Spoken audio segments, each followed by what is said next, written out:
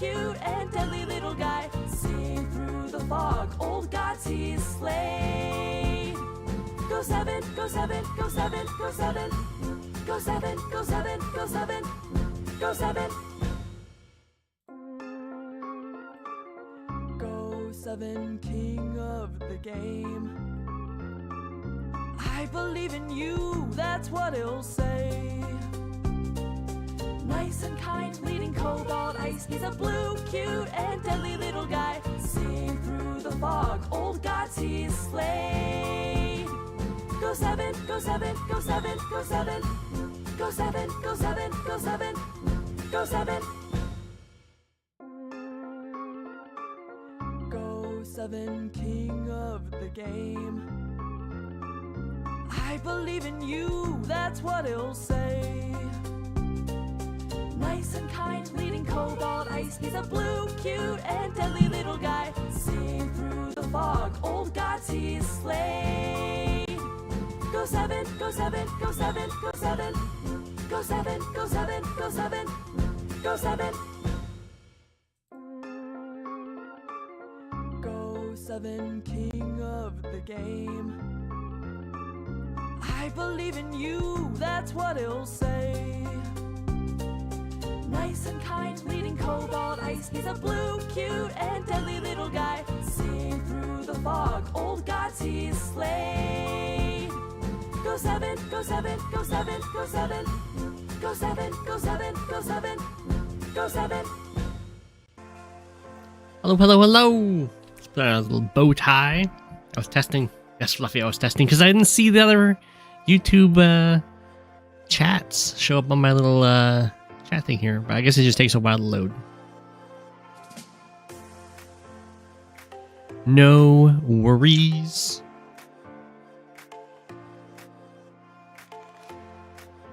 Hello, hello.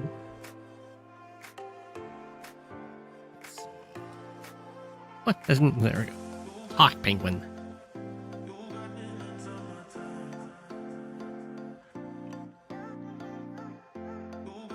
Yeah, there was no evidence of people being first or anything.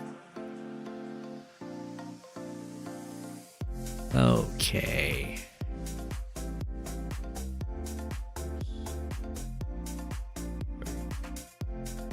Torridon. Starting.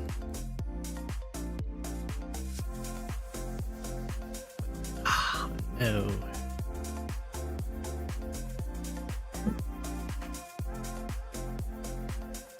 That's what it says. Is there like a... I don't see it. BangoBongo. Oh, I see. Okay. Like an accented I thing.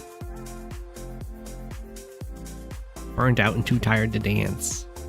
Bombbolt versus Hawke, another classic matchup.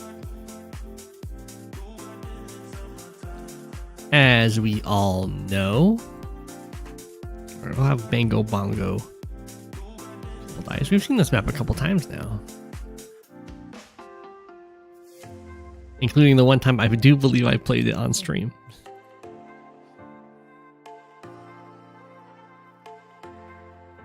So many maps submitted for the map contest. Yeah, I'll quickly see if I can try and count them. We have so far. Oh boy, it's gonna be tough to count. 4, 5.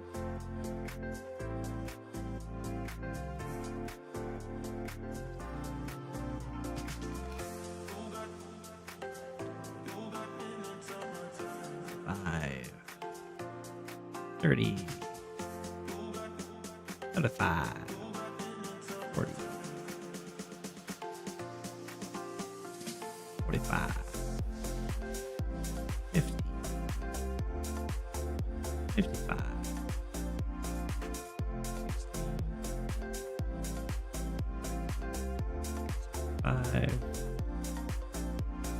5, 70, 75, 80, 85, 90, 25. 101 maps so far from my quick count. But only like 21 submitters.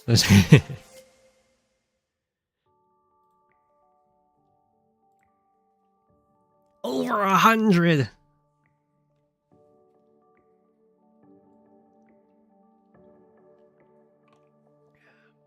It'll be fun. You submitted one? That's right, Dark Raider, you did.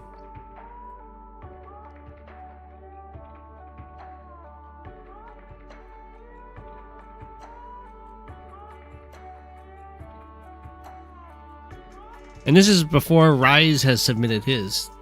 He says he's submitting a lot.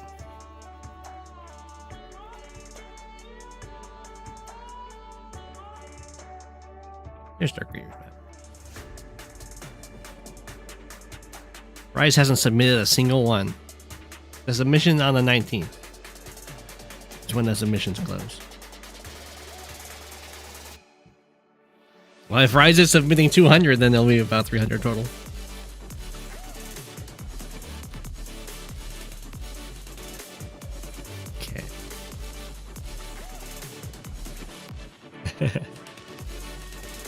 I don't know. So far, he hasn't submitted a single one, so I guess we'll see if he gets any in.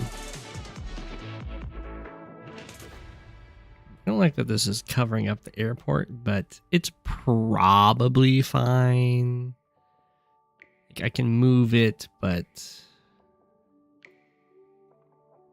maybe I can move it. Maybe moving it to the top right would be better. Top right. What do you guys think? Is that better? Does anyone care about this corner city? Probably not. It's kind of weird being up there, though. Ugh, this map!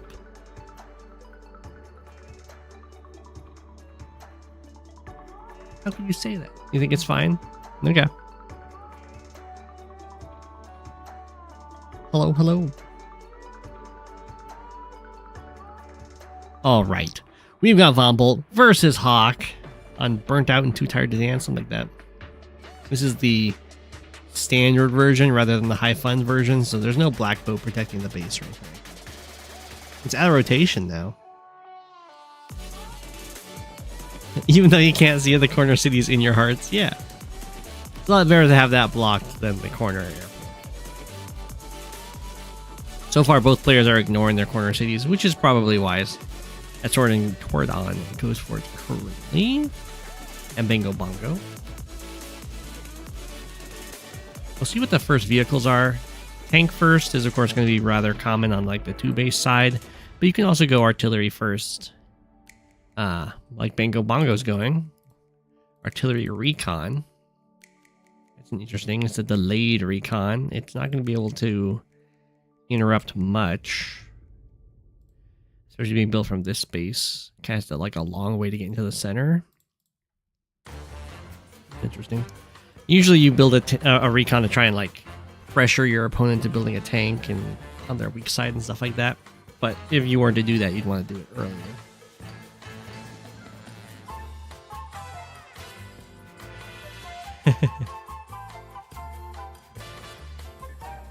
We'll see how this recon performs.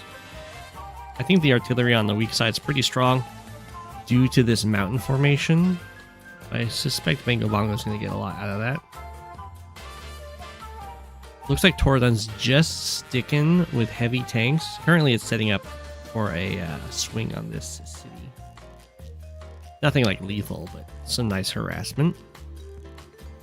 There's nothing that's going to be stopping it. So there's a free swing here, potentially. There's also a free swing up here. It's probably free-ish. You hit this infantry that interrupt the capture. There's nothing that can immediately get you. Kind of got away with it. Look back. Just got away with it because the tank can't actually reach. That makes sense. What does this tank decide to do? Okay, it goes up here. It's a little bit risky because it's like diving into the opposing player's territory. but I don't think that the tank can be trapped without giving up like the captures. So it's probably fine. When this tank comes out to here, it does cover all the retreats that this tank could do this way. Like that. But the tank should still be able to flee this direction.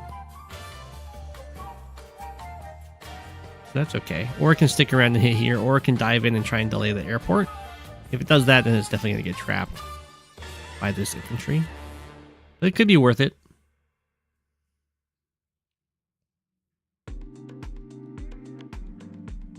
Global League standard for you.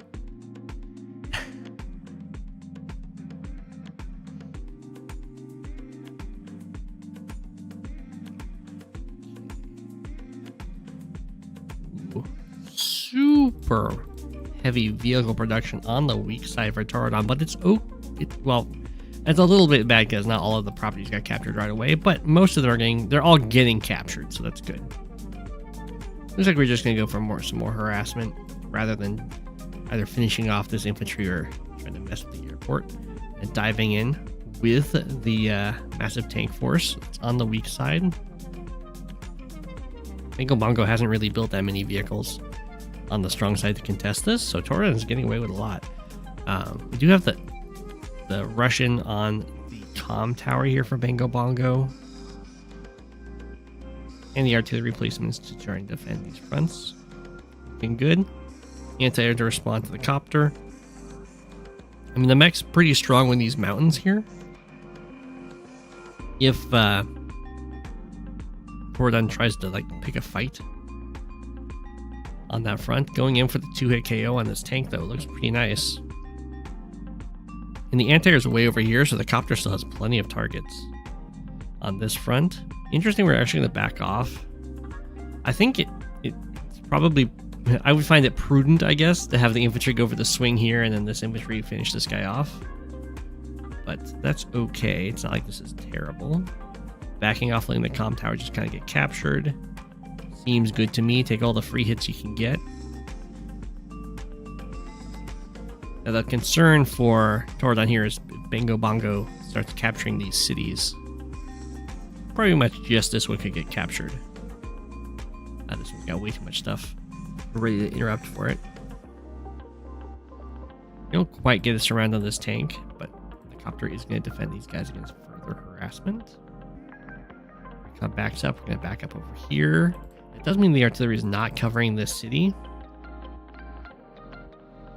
So Torridon can try and make a play to capture it pretty easily, honestly. I mean, they're not going to have this comm tower, so they don't have the guaranteed kills, but they can go like tank, attack this tank.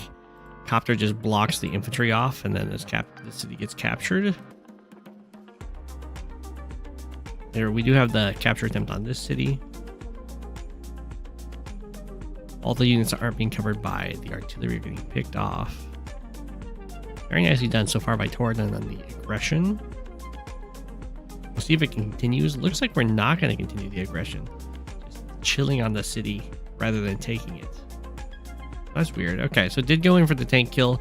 Gets the roll. It's like a 30%-ish to get that kill with just 10% firepower. But interestingly, has this tank sitting on the city rather than just capturing with the infantry and blocking it. That would be a free city. BangoBongo gets this one, which is nice. Anytime you can flip a city from your opponent, you're gonna be happy.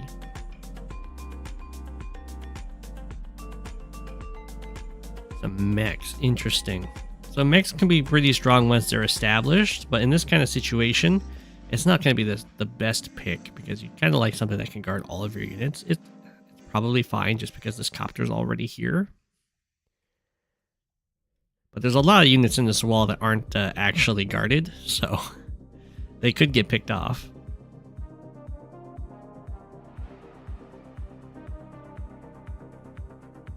We'll see how it goes. Looks like Torridon doesn't want to deal with it. I mean, you would have to also overextend to go for these attacks. And you just have your own copter to fight this copter, which is not ideal with an entire presence. So it's totally fine to just go for other targets, especially these juicy cities sitting in the middle. I mean, the tanks can definitely break through this 6 health recon and attack this artillery. Can't quite have your copter wrap around to smack the mech, but that's probably fine. Ooh, diving into the artillery range on this side, though. Decides to go with that attack. Ooh, I guess this copter doesn't actually reach, but this is still very dangerous for getting just your copter surrounded and killed off in the future. Do break through the recon, get the artillery, and then start going for all these captures. I mean, that's very strong. I'm not sold on this attack. We'll see how it goes. Artillery backs off. Mech gets a nice finish off on that tank, regardless of the copter. I don't think this 2 health infantry was needed here. Could have gone for a complete surround on this copter and killed it off on the following turn, which would be pretty strong. We do get the kill the tank with BangoBongo over here. Interrupt the capture. We do have the normal power ready as well. So ideally, as Hawke, you get your super. The recon is not high funds. Yeah, usually if you go recons in standard, you want them really early. The delayed ones don't tend to get too much done.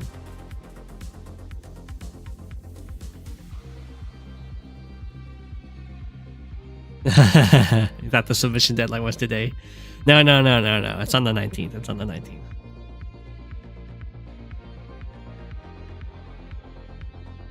Alright, Torridon attacking in here. Getting in some nice infantry kills against the one base. And this is the one base. Finishing off infantry is always very good. And it's hard for them to resupply them well, making vehicles to fight with. Okay, copter dives into the artillery. It's going to get taken out by the anti-air, so very costly vehicle exchanges on this front. But on the other front, Torridon's kind of crushing it. So many strong attacks. Doesn't get this city, probably gets this one. And did get this one. Down goes the anti-air. There is a tank here to smack it, and the artillery currently doesn't defend it. I probably wouldn't put the artillery on the city in this case. You can just put it on this forest, and then it covers the anti-air, since you're going to have the heal for 2 anyway with this Black Storm. The 5 health artillery is going to be a threat to the tank.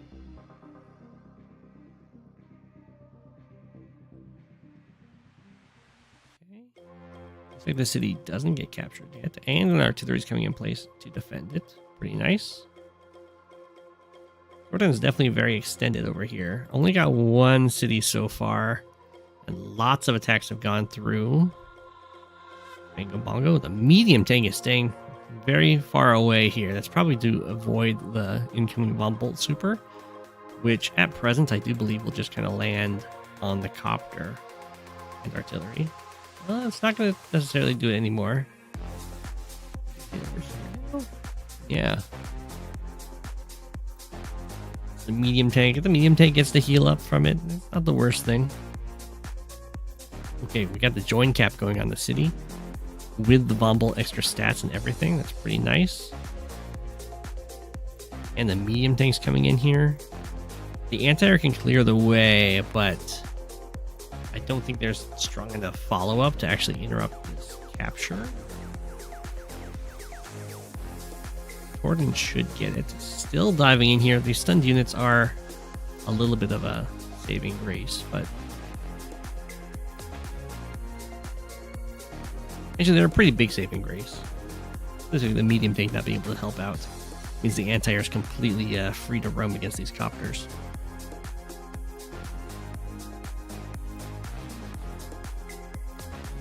Okay, we're gonna move the copters away from the anti-air. Makes sense to me. Saves the city. Only really lost 1 in the entire attack, which is very impressive. The Torridon attack looked devastating on that front. Some more artillery getting built up. Usually you want to build up artillery if you think that you don't need the immediate reinforcements. And I guess with the medium tank becoming unstunned, you don't really need them, so this could kind of develop for a future game plan. And Torridon's not really attacking this front anymore, diving completely over here. Oh, on this front, though, like BangoBongo probably doesn't want to build an artillery. as that will have a hard time making an impact in this immediate fight just because you can't move and shoot.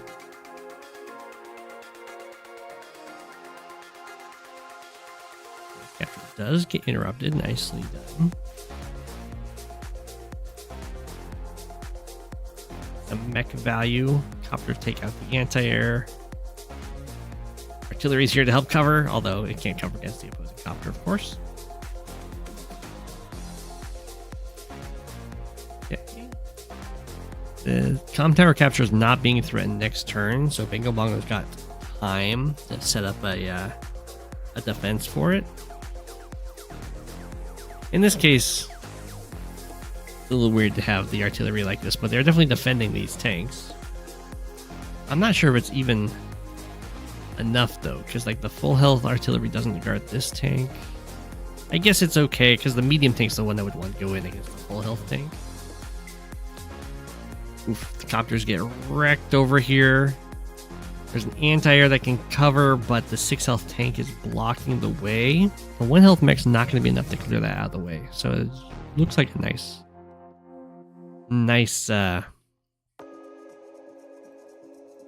walling by Torridon. Keeping the anti-air away from the copter.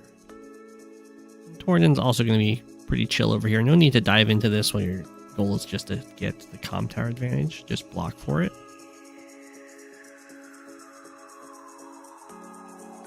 Medium tanks coming over here. This is what I would think BangoBongo wanted to be producing earlier. Either medium tanks or saving up for neo tanks, like that kind of thing. Copter falls back. We got got some mechs on the mountains. We got anti-air over here. A little bit dicey. I think this is still okay. The anti-air isn't going to just kind of die. Ideally, the artillery is actually like guarding it against stuff, but not always possible. Both comm towers go to Torridon's favor. Anti-air barely alive. This is where you'd really like the artillery to be like 1 tile forward, so it's actually guarding these tiles. But I can understand not wanting to do that when the anti-air would be getting got anyway, so it can't really defend against the copters.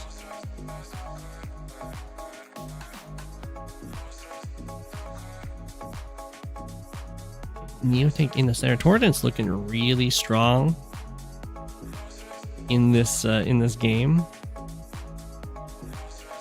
Whoa, BangoBongo charging in. Like, this tank attack is not going to end well for sure. You get the 7-6 on their turn, they just heal up to 8 and then strike back.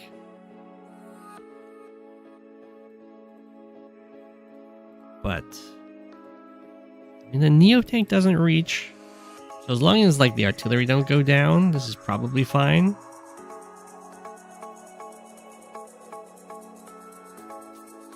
A Hawke super would be really nice in this kind of fight. Copter zooming in, hit the mech, kill the copter, clear the way to take out the anti-air, and suddenly this base is looking very helpless. All of its properties are going to fall. I mean, the base probably won't die because it can build like a medium tank or something that's just going to be strong enough against 2 copters. At least it should be. Although this is 130% firepower of all bolts right now. Looks like Torridon's not going to challenge the army. They're just going to fall back and heal.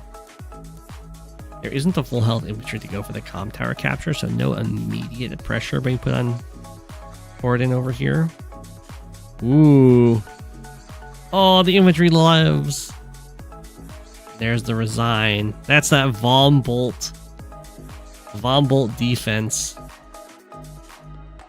1, 2, 3, 4, 5, 6. It would have let the 8 health tank swing in here. Maybe even a 9 health tank if you use the power first.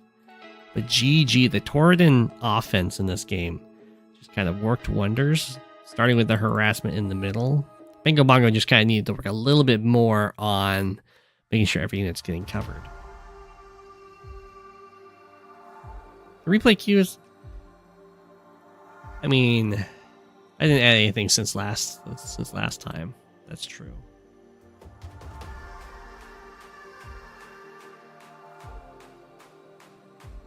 That's because I didn't get any new submitter subscribers, so I'm not going to be reaching any of the new submissions. You saw my match versus Humida on After the Rain today. That was some crazy creativity. Oh, you mean the chase down?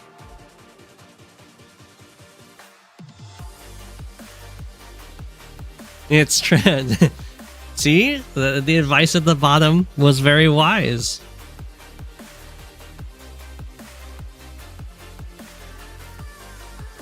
What game hasn't been removed from the queue?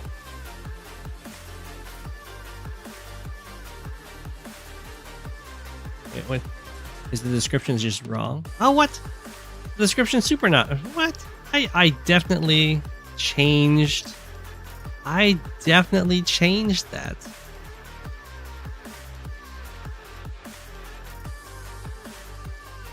I swear. I remember changing this part. Alright. I've changed it again. Hopefully this time it works.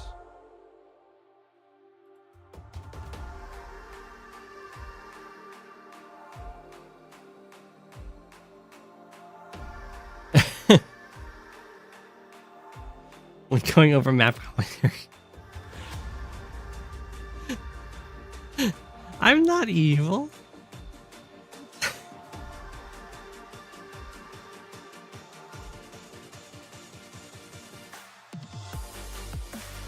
Make a joke map in the shape of my face. Well, I'm glad you guys enjoyed the that Blast from the Past game.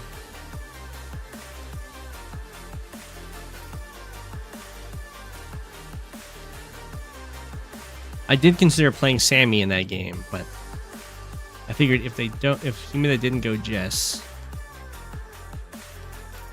it would be so much worse. Just because Sami's vehicles are kind of trash. But if I had gone Sami, I could have been even more aggressive with the infantry. Lash was just the best of both worlds.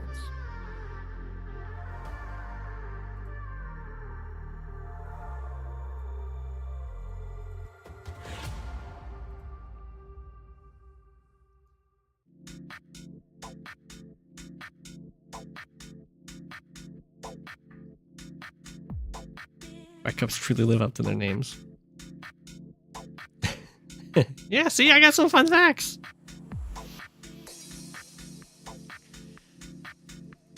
All right.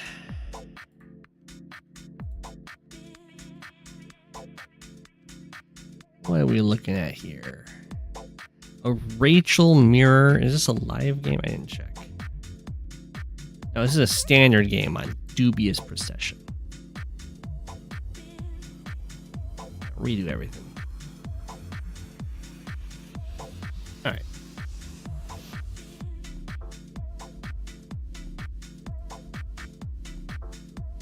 This is an asymmetric map in disguise? What?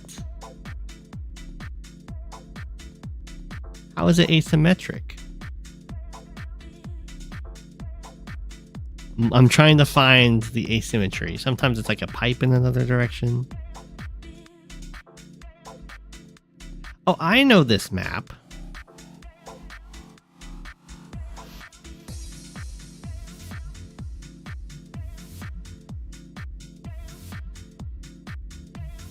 Oh, that one. Yeah.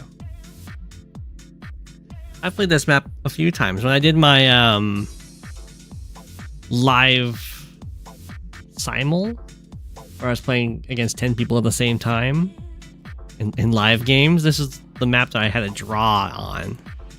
And this is also the map that LVJD went for a really obvious Sami HQ rush cheese against random ways.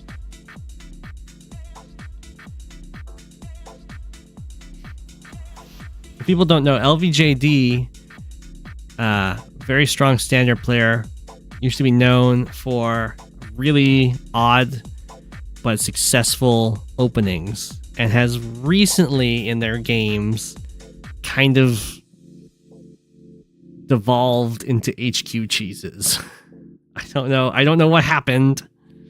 I don't know why they fell to the evil side. No, they did not succeed. It was a weird game to watch. They were like rank 1 or 2 in standard doing it. I don't know. I think they were rank 1 at the time. But okay, we're going to see this as a Rachel mirror. Now, Rachel mirrors on this map are kind of to be expected because this is a base light map, and Rachel is so good in base light.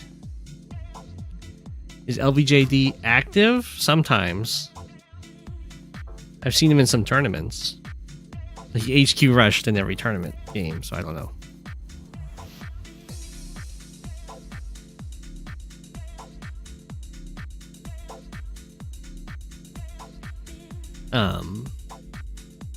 We're gonna go for some tank first stuff. It works out. This base is pretty awkward. It can get waylaid by artillery, just like from the shoal. But if you're trying to attack it just like with tanks, you gotta be wary because the mech plays can be pretty decent. And in fact, we already have a mech from Strider and a mech from DMC. They both were thinking the same thought. And we have this airport kind of blocked off by the pipe, you know? So it's like, depending on what you want to do with this airport, you may or may not want to destroy the pipe. If you just want to use it offensively against the opposing base on this side, then there's no point in destroying the pipe because you're not doing any backtracking to get over like anything to the left of this. But as soon as you want to have any of your air units do stuff to the right of it, then destroying the pipe becomes much more profitable. So depending on what you want to do, usually you do want to destroy the pipe in the game just because you want your copters going out and doing stuff over here. But sometimes you're just going to be hyper aggressive against this base. And in that case, just go for it. Ooh, Strider going for the tank first strike over here. So something to keep in mind when you're playing against Rachel, even in the mirror, is sure you get like the 6-7 trade, but since your opponent goes first after the strike, they go next, they actually get the tempo lead on you with repairs. So if this tank goes over here to heal and then like you go back to heal, it's much more drastic when the cities are in range of each other, but this tank will repair first. And since Rachel heals, it's just going to strike back. This is going to swap the tempo lead, but potential repair tempo. But since Rachel repairs by 3, it can be really drastic. So if like this city had been available for DMC to go to, and then went over here to repair, then this tank can't actually like go to this city. Well, it could because it has defenders, but if there weren't defenders, it wouldn't be able to go to that city because this guy would heal up by 3 and actually get a huge smack in. And then this tank still wouldn't be able to do a good chase down. The 7-6, you might knock them down to like 4, maybe 3, and then just repair 3 and get a nice strike back. So in this case, it's fine to like go for that first strike, but you gotta be really careful if you're both like planning to retreat back to cities to heal. You saw some anti-White Nova stuff. Okay.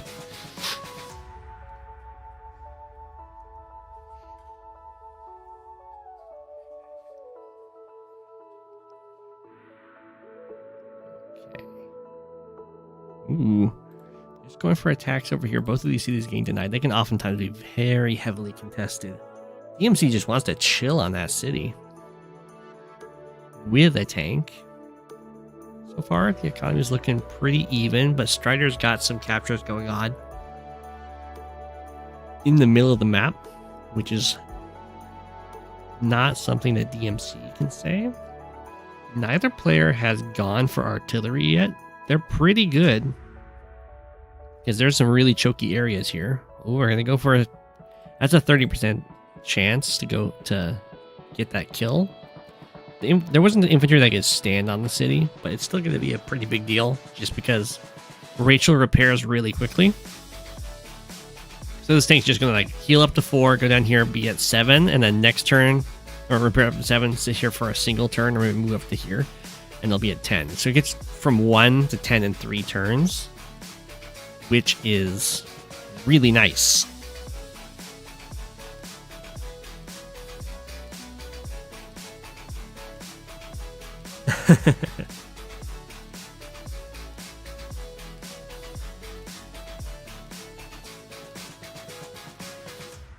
But this is a very dangerous attack for DMC to go for. So yeah, this heals up to 4. It goes down here, heals up to 7. Probably goes here and heals up to 10. Here we got like the mech strike for smack. This tank goes for smack. This mech's here, it can heal up to 8 and help cover. And it's just really nasty trying to fight Rachel with all these cities available. Even as Rachel. Copter just goes for a nice swing here. And even more importantly, it's blocking off the only avenue for DMC to actually get an interrupt going here. Anti-air is just not here in time. So this city is going to fall to Strider. The mechs. Yeah, the tanks have to back off. Unfortunately, one died. This infantry went in for this mech hit on the mech. It's gonna be rough because strikes like this are going to result in going down in unit count, which is something that matters a lot when you only have 2 bases of production, especially if you've got the increased healing. Okay, backing off over here. Has a single tank ready to guard. There isn't too much threatening this city right now, so it should be okay. Let's chill here with the mech and go strike.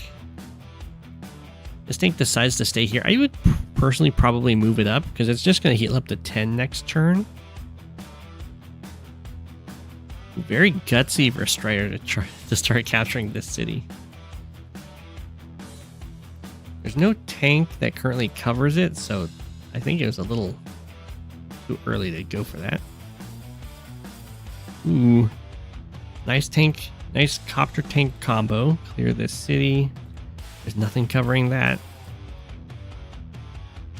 I mean, like, there's a mech tank attack you could do, I guess, but you kind of get crushed by the copter currently. There can go here, so maybe it's okay. I would like... If this tank was here instead of here, it would be a lot better. 1, 2, 3, 4... 5. I guess you can't. Oh no, you could. 1, 2, 3, 4. No, you can't. You can't go tank here. I guess it's because you really like to hit both tanks and have the anti-air cover them. Looks like Strider just has to fall back. Oh, barely walling for the copter. The 2 health infantry stands in the way of the anti-air.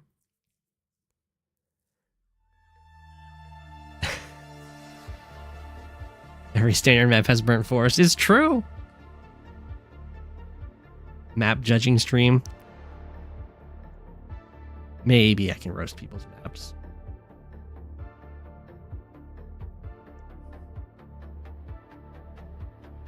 Or someone else doing a stream. Or meta. Ooh. You remember playing a max mirror here and no anti-air was ever built?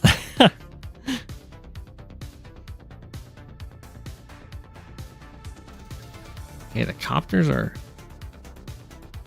charging in. There's no anti-air on this front for Strider, so it's just copter to oppose copters. While there's an anti-air covering, and there's plenty more copters. This is something you'll pretty typically see, is that the route for the copters to go into the middle is to just full move 6 and hit the pipe seam. Slowly work it down, and then they can get that move advantage. Okay, MC clears this city. Does kill that copter. And builds a nice wall to help defend this copter from the anti-air.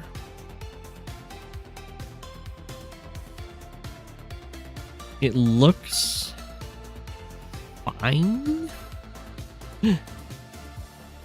Fortunately for Strider, there isn't an infantry in range of standing on this mountain, so the wall should hold.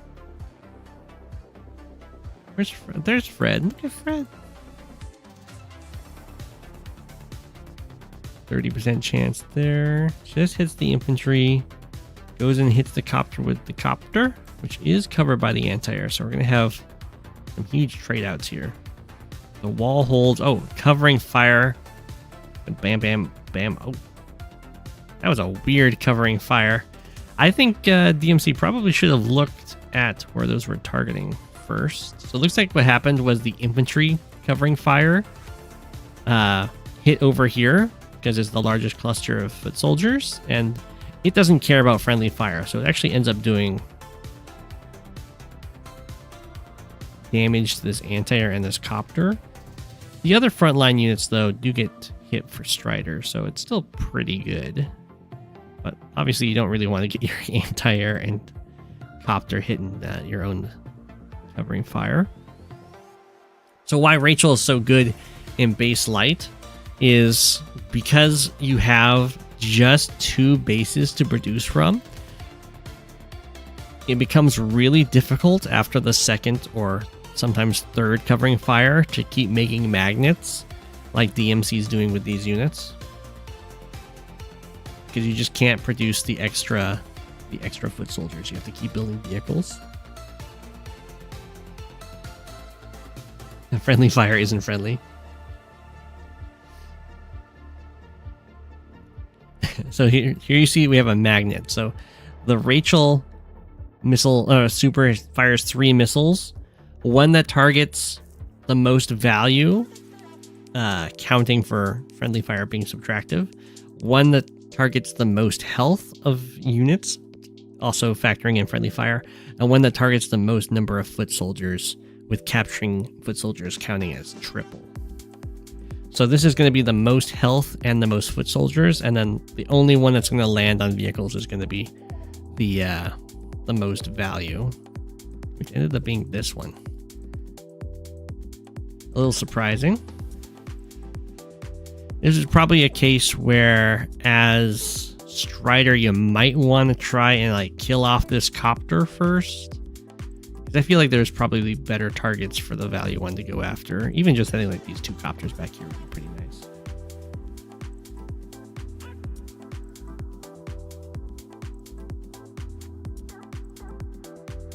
So this was a magnet that was set up. It's trying to absorb super shots so that they don't hit the front lines. In this case, it was a very expensive magnet, as it's 7 units dedicated to this. Ideally, you can get away with like 4.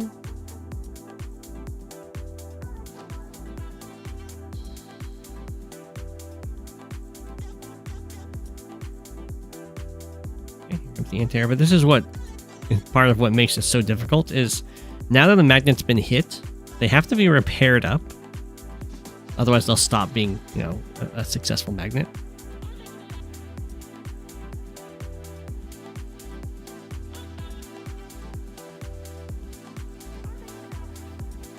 And I think in this case, it was just too many units dedicated to the role.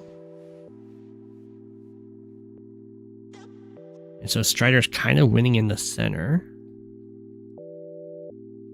Also up 2k, which is really nice when you're dealing with income levels of like 16 and 18k.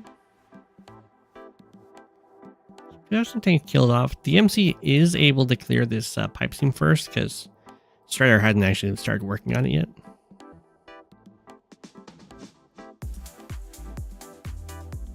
Lots of copters getting produced. That's pretty much to be expected. It's the easiest way to inflate your unit count numbers on base light is to produce a lot of copters. And it's part of why reaching like 17k and 18k can be really nice, because that's enough to go. 17k is enough to go copter, tank, infantry. Yeah, 18k you can go copter, anti-air, infantry.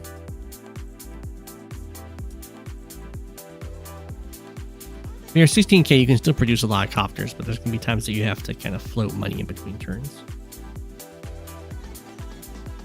A lot of great copter first strikes here for DMC.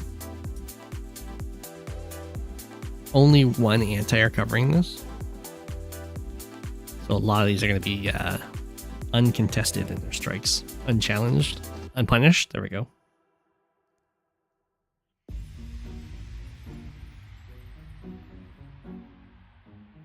Only one copter is going to go down, but we do get a hit on the anti-air and the artillery. Classic tank plus copter kills anti-air on the road. I don't remember if that's a roll or if it's guaranteed. Looks like Strider's starting to develop their own magnet here in preparation for the covering fire coming from DMC. This will definitely be the infantry magnets. I think it's also the HP. 1, 2, 3, 4, 5. And 1, 2, 3, 4, 5, 6. So the HP and the infantry missile will hit down here, and the value one will hit over here. Looks like DMC is looking at the move planner this time, moving units out of the way. Boom, boom. Luckily, the infantry missile only cares about hitting infantry, so it doesn't move itself down here to also hit the tank. It just goes for what is the first tile it can reach that will hit all 5 of these infantry when reading left to right, top to bottom. So it's scan, scan, scan, scan. This hits 4. This hits 4. This hits 5. Boom. Even though like this would also hit 5 and hit the tank, it doesn't scan down to them. Yeah, Fred's still living despite all the mayhem.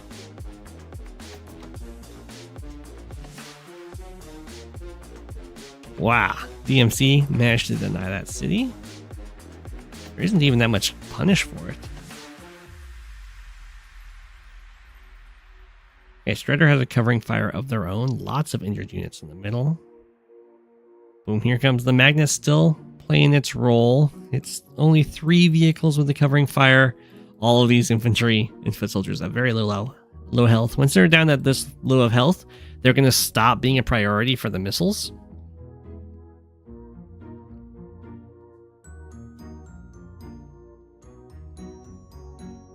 Oh, pipe beam gets broken for Strider. Still up by 2k.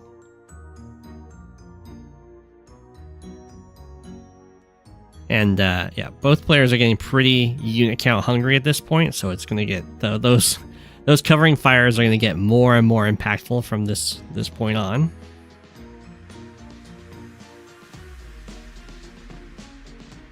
Trying to repair up all those foot soldiers. So since Strider is up in income, most of the aggression can kind of be put into DMC's like court. Because every turn that goes on when there's no fighting, Strider's getting farther ahead by 2k in army value. So all the pressure's really on DMC to get more captures going or to get some cost-effective trades going, that kind of thing. But right now, Strider's looking amazing. Does kind of commit units to stop that capture, but this is covered by the anti-air and a bunch of other units while having a nice unit count advantage. And DMC is completely foot soldier starved in the center. All foot soldiers are on the left and right sides of the map. So getting captures is going to be really difficult. No better time to attack than when you have the income lead, you always say.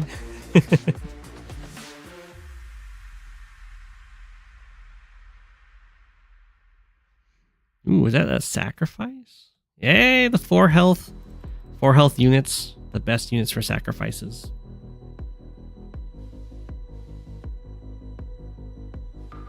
Copter goes in, hits this artillery. There's only one, and I would have expected there to be a few more anti-air because both players are just so copter happy. But one anti-air is going to make a huge impact if it can't get taken out. Looks like we're going to send a tank forward to hit it, but it should live. At 4, which is still enough to go like kill a 5 health copter, hit the copter and have a full health copter, finish it off, that kind of thing. Fluffy's disappointed. Oh, because there's not enough anti-air.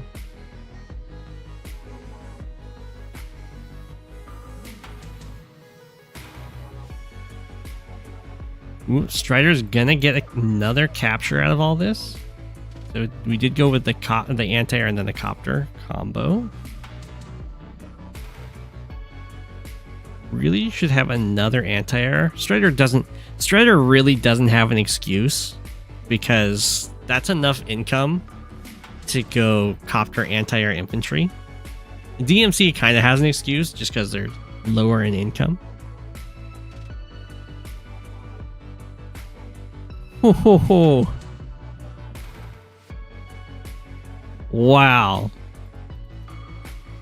So quite the infantry magnet over here, but it surprisingly wasn't enough to actually take the HP missile. Because it hits here. Let's see. 1, 2, 3, 4, 5, 6, 7 units. Versus what hit here? 1, 2, 3, 4, 5, 6, 7, 8, 9, 10 units. I mean, yeah, that's a pretty strong HP missile.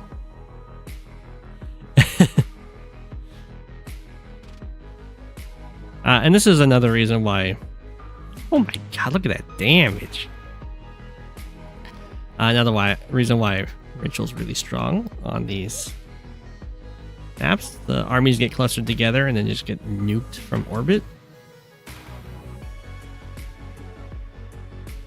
DMC's got a really low unit count though, so I don't know about making, like, some of these magnets are a little excessive. Like, this is way too large. So many units are being dedicated to being a magnet that don't need to be dedicated to it. So we might see Strider just not fire, which is another thing you can do. If your opponent's dedicating a huge amount of their forces to being a magnet, then sometimes it's just more damaging to have them keep them like that. But this is a better approach for DMC. Although, yeah, I mean, obviously, this is still too big. But being more spread out, like the cost missile is going to hit here, which is still pretty good. But getting some damage done while trying to play around the super. The copter goes down, infantry goes down, tank goes down. Strider's doing a really good job of denying DMC any of this income. And all those turns that they weren't fighting, Strider's just getting further and further ahead due to that 3k income lead. Well, it wasn't really getting ahead in this case, it was just catching up. But we have a nice attack in here from DMC. Strider, however, has caught on and has started producing anti-airs, so the copter army of DMC is in some trouble. You have the covering fire. All is the dream of every magnet. All 3 hit the magnet. That's impressive. That's impressive.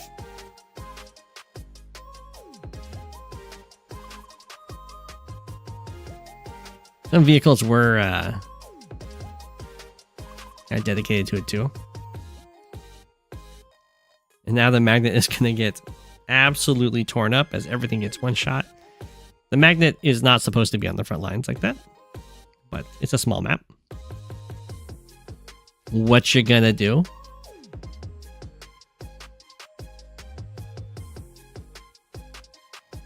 Something that I would recommend if you're trying to do proper magnets is you're going to want at least one very expensive unit that you just kind of build in preparation, and that just takes the cost one. And then you don't really need to have a gigantic ball of infantry to be the infantry and HP one. It just takes some careful planning on how you want to engage with your army. Is Fred still alive, or did Fred go down? Oh no! Oh no, there's Fred! 1 HP! Living the life! No, you don't put the neotank in the infantry ball. The neotank would be all on its own. Or you can build a battleship.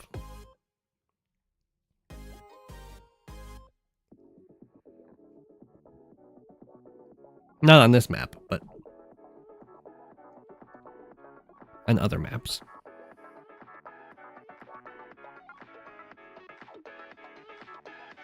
Fred's probably fine. Nothing wants to hit Fred right now. Oh, maybe this one helicopter does. We'll see. Strider going in for these captures. If these fall, then DMC would be just in so much trouble. Down goes this copter. Uh-oh. Now this tank might go after Fred. Covering fire from DMC. Bop, bop, bop. That's a pretty good covering fire. Fred, no! Oh. That tank was the only one.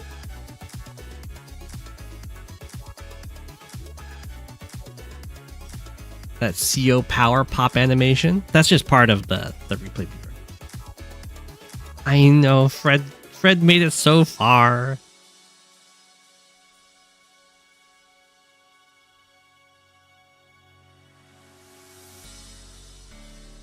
Okay.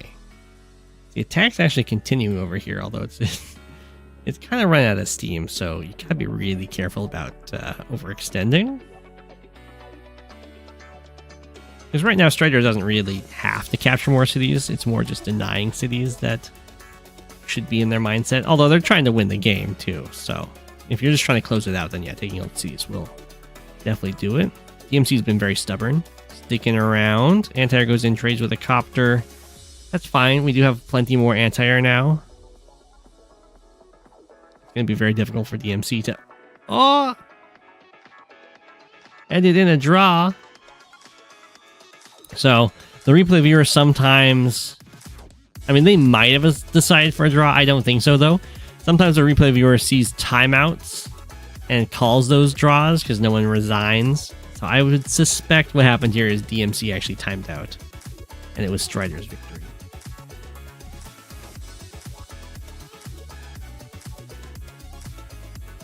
GG.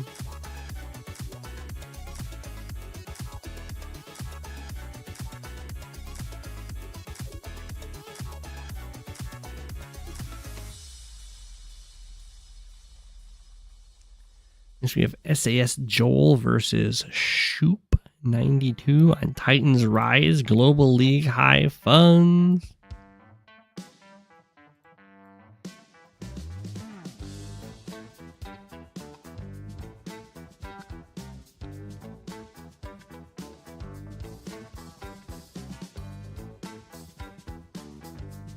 This is a standalone replay viewer. You can get it. I believe I have a link in the description for you to get it if you want. And you have to. I just dragged the replays into this.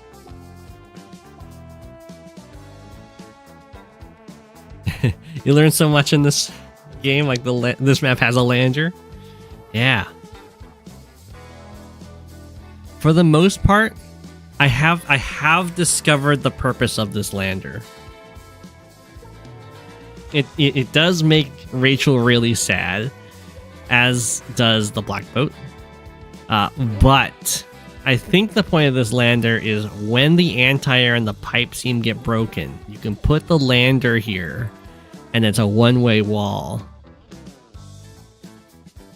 Or a one-person wall, so your areas can go out to the center without being harassed by fighters coming in. I think that's why it's here.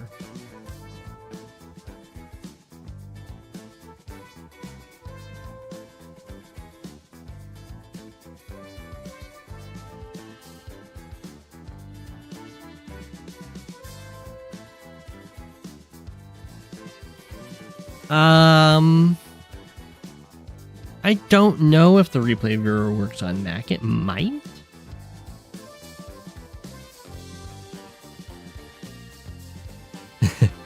I mean, I'm sure Walker did that too. For Von Bolt and Rachel, and maybe specifically for Sturm, because I think that's why there's black boats here. Von Bolt's super works the exact same way as Rachel's value super. They do they have the same calculations, except that Von Bolt doesn't do friendly fire.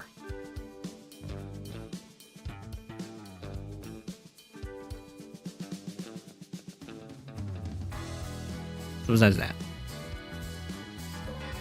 But yeah, if you didn't know, every map that's got these pre-deployed transport units, they really make missile users sad because they can they form their own magnets right away. Like Lander moving over here with the black boat and anything produced on this city, that's a lot of unit value.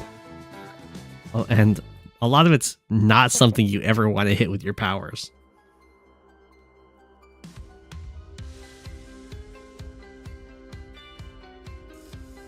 Well, you can build a missile. And anti-airs also cover the airport. You can build you build your copter, the fighter comes in, the anti-air moves onto the airport and strikes the fighter. You know, you've got answers.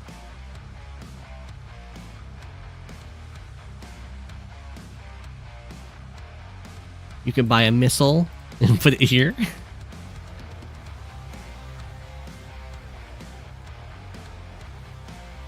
Okay. So we've got Rachel versus Javier. And the most contested cities on this map are definitely these doubled cities. Oftentimes the two base can kind of overwhelm the one base and take one or both of these cities, and it comes down to like how much does it cost your opponent to take these cities. There's different approaches to this map. You can either play primarily on the sides, really fighting over these cities and sometimes these cities on the very edges, or you can try and like bust down this pipe seam either like this way or down here and break it on your opposing player's side and actually free your anti-air, use it elsewhere.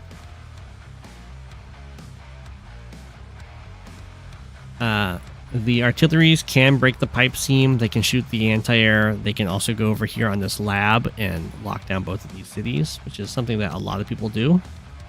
In this case, it looks like Shoop is actually going to be able to get this city. That's just because this infantry actually went for this capture rather than walking past like Shoop did. Although it looks like Shoop is also going to let SAS get a city because the recon is not here in time and this infantry doesn't reach. So both players are going to let the opposing player get a one of these cities, has the artillery, and they both have the artillery in place to lock down. Woo! Shoop being very aggressive. Now Shoop is using an artillery against Javier, which it's like fine and then bad, kind of.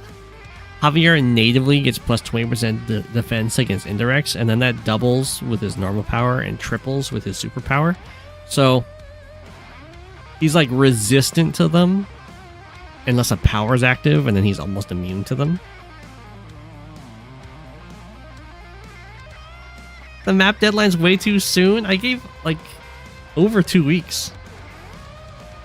The 19th is not that close.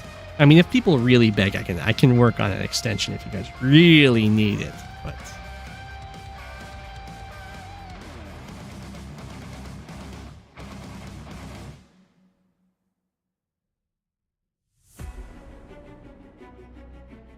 both players moving up with the artillery in the face. So what this is doing is making it so attacking this infantry kind of sucks. And on this side, SAS Joel really couldn't like swing into the artillery because there was actually a tank covering. But on this front, Shoop can just kind of shoot this artillery should they want to. Or they could go recon plus infantry attacks infantry, which might be even better. Decides to do 3 damage to the artillery. That's not awful. The artillery is just going to back up and heal. The damage is essentially free. So, the reason why it might be better to just go like recon infantry, strike this infantry, it's like, because it puts this in artillery in a kind of like, what are you gonna do now, right? It can shoot the recon, it can shoot the infantry. A 1 base infantry in high funds died, which is awful. That's so difficult to ever like resupply. And if the artillery decides to stick around, double tank is incoming next turn, so it gets 1 shot off, and then more and more infantry will start pouring in to take these cities, and the artillery is gonna have to run away. It has to. It probably would have to do the exact same maneuver, whether or not this it got shot or the infantry got shot, because this is just not a feasible place for the artillery to be long term. Your grandmother died? That took up 3 days? I'm so sorry. You know what? Silvera, I give you a 5-day extension. I'll give you a week. My condolences. I'm sorry.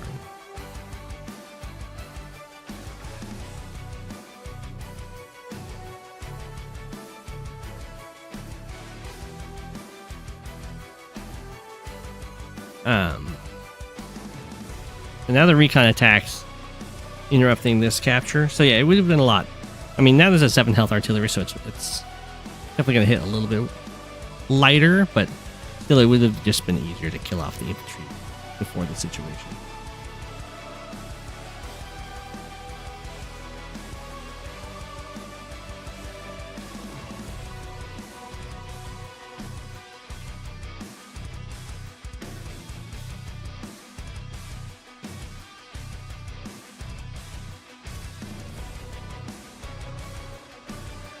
Recon gets hit by the tank. That's fine. I mean, you interrupt the capture. That's what matters most. Captures and high funds are very, very important because income is doubled. So their value is all doubled. So like a recon just has to interrupt the city for 2 days and it's already paid for itself.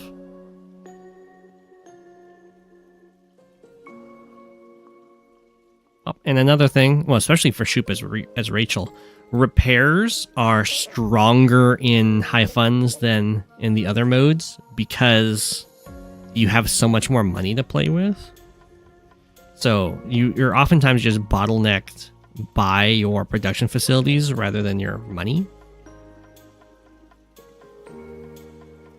Why did Javier send the copter right? So this is because Javier is planning to attack on this front. As I said, the 2 bases will kind of overrun the 1 base and take these cities. Looks like Shoop is going for that first on this front. Got a nice breakthrough tank infantry. I don't think that's even guaranteed, but it managed to work just because Javier has an extra 10% defense from the comm tower. No. Oh no, we have 1 air unit from Shoop. Artillery is in place to start denying these. There aren't that many infantry coming in. Right now they go for the captures. So it's somewhat realistic that Javier will actually be able to deny these. Very nice that Shoop actually got the little bit of harassment over here. Sometimes the city is just kind of free. Like Shoop got this one for free. Looks like we do have to back up. So Shoop has an income lead here. 1 from having one of these cities that SAS doesn't have, and then this city. These cities, I suspect, are going to fall fairly soon. Pretty much as soon as Javier has a power. Do start breaking through. Get hit on the tank. Decides not to hit the artillery because, boom, we have the power. So now the artillery is going to have a hard time finding a target. Even this tank that's on the road is having, I believe, 60% defense, right?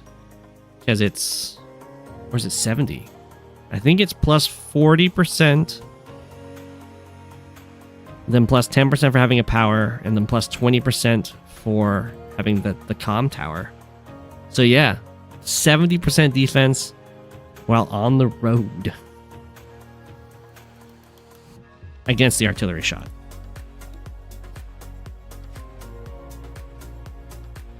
The infantry on cities are just kind of immune to the artillery shots at this point. You think it was this turn you learned about the indirect defense? Oh no!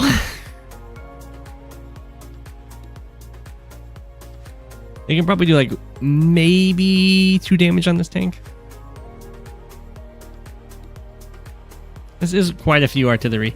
Artillery aren't the worst thing to build against Javier. You just don't want to build too many. Yeah, it just backs up. It's like, oh, there's a power active.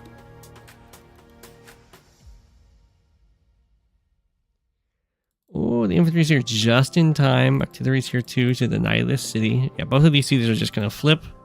It's pretty common on this map. And that was the... Javier going for this city too. Pretty nice. Huge dive in into the medium tank range. Just kind of overload it. There's no anti-here here for Javier though, so I don't think that this is really feasible to continue fighting too much, as the copter production can just kind of overwhelm this sort of like bomber production. And we do have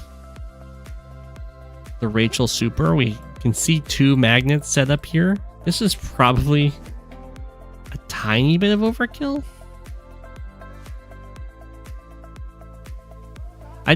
I would prefer just producing like a neo tank rather than bringing in another artillery for Javier, or you can even go like mega tank and ditch both artilleries. You kind of want the fewest number of units hit. But that's okay. Covering fire. Bam, bam, bam. So none of the frontline fighters, except for kind of these infantry, got hit, which is basically what you can hope for, other than like you don't want too much of your stuff getting hit in the back.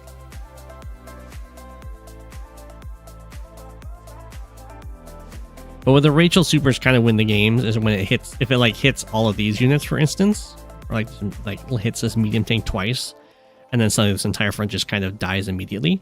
That's when the Rachel Supers just kind of end the game.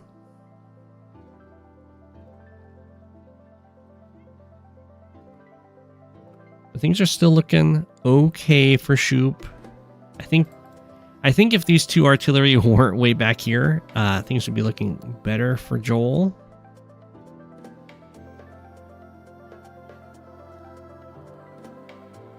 But we do still have these transport units that will be able to stick around and be magnets in the future.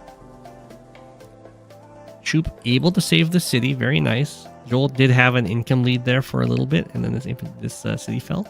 This one's actually going to get captured by this 1 health infantry. It went the distance.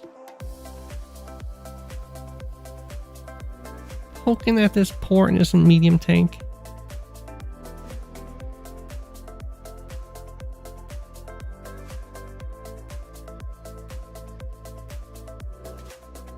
Okay.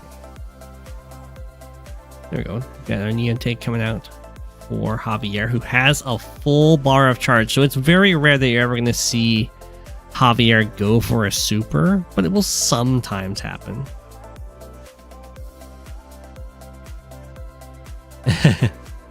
You do get to repair with the black boat, that's true.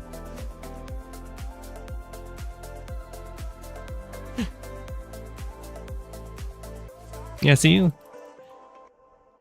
Lander, black boat. You build something big. It's the trick. So usually you see Javier normal powers because when Javier does the normal power, it doubles your comm tower and it gives you another +10/+10 because you have a power active. So you go to +30/+30 on all of your units with an extra 40% indirect defense. When you use the super, you just go from double to triple. So you just get another +10/+10 stats for 3 bars. So 3 bars got you +20/+20. 6 bars gets you +30/+30. It's not really that cost effective. So in case you'd only really do it if it is like reaching very key thresholds. if like that extra amount of damage or that extra amount of defense is doing just what you need. In this case, Joel is going to try and use the super to go for this lab. Now with the super, I'm pretty sure every single one of Javier's units are immune to artillery because they get 60% defense against indirects and then plus 40.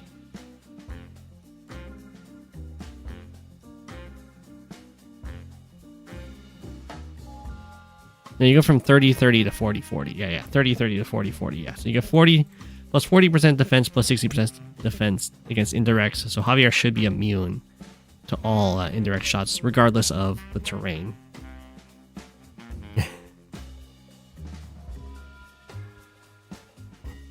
I mean, this isn't immune, right?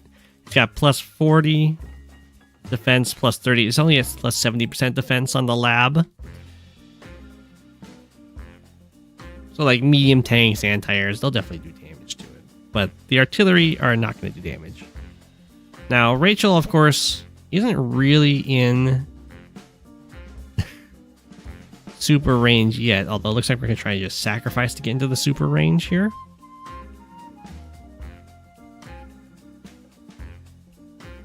So the idea here is the super doesn't care about the power, and it's just going to like absolutely demolish this army.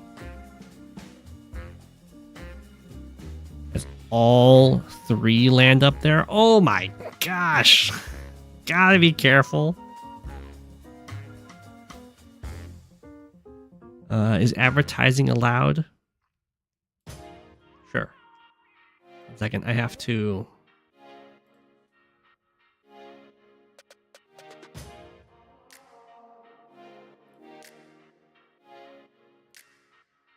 I have to make you a mod so you can put this. There you go. Absolutely brutal. Is that 60,000? That's 50,000 damage. Everything on the front lines. Exactly what you don't want to have happen when you're getting hit by a Rachel super. Funnily enough, the medium tank is still going to be immune to this firepower. But the lab is saved. It did come at quite the cost. But, I mean... it's a cost you're definitely willing to pay when it does that much damage. We have the bomber built.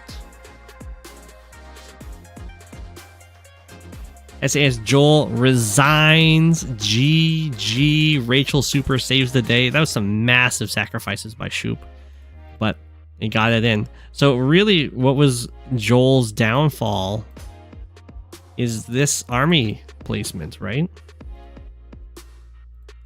The army doesn't have to be here. If it's not there, if it's not sitting here in range of the opposing army to sacrifice into, then I don't think that Shoop can get the super. And what it comes down to then is whether or not Shoop can break through to hit this this infantry at all. I think Shoop can. Right? And I'm pretty sure tank plus copter will still kill this infantry. And then anti-air plus anti-air, even though it's an injured anti-air, will kill this copter. And then the medium tank can still interrupt the lab. But yeah, there was a non-super breakthrough yet. But still, GG. Rachel super ending it, as can happen. It's strong.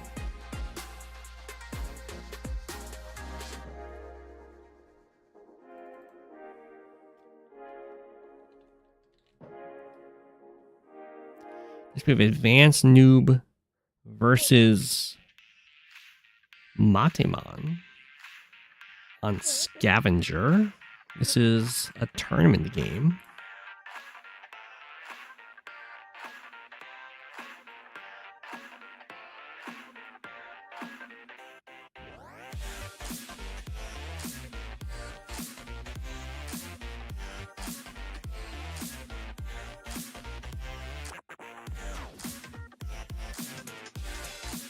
I think I'm going to end up moving this thing, okay?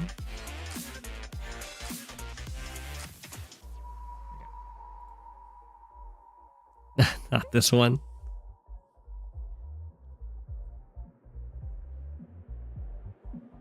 Yeah, shoot, but I think your super plan was definitely a lot stronger because the counterattack would have been bloody.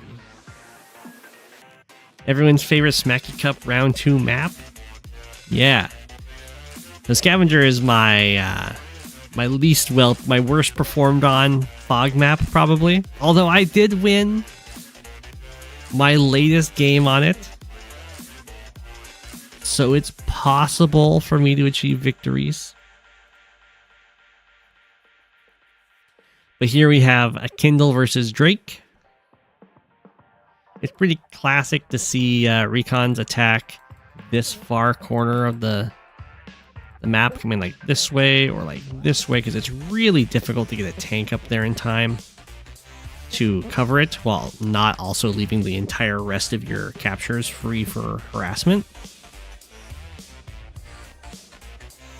Your opponent underpicked on accident and resigned day 1. Wow.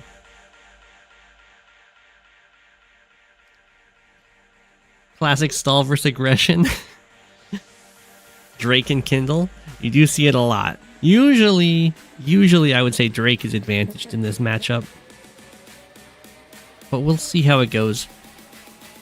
Ooh, okay, AdvanceNoob going for a transport copter first. Personally, I find that to be insanely risky. It might not be as risky against a Drake player who might be thinking defensively, like we see here. This tank's going to come down here to try to defend these infantry. But like the best places that this transport copter transports infantry tends to be up here, but that's exactly where the recons like to attack. I don't think you get too much out of transporting units, infantry over here, because they kind of just walk here as fast as you can get a transport copter going over there. But we'll see. It's going to get like this capture a turn earlier than you typically would, and that might mean that there's just enough infantry here to harass Drake on these captures.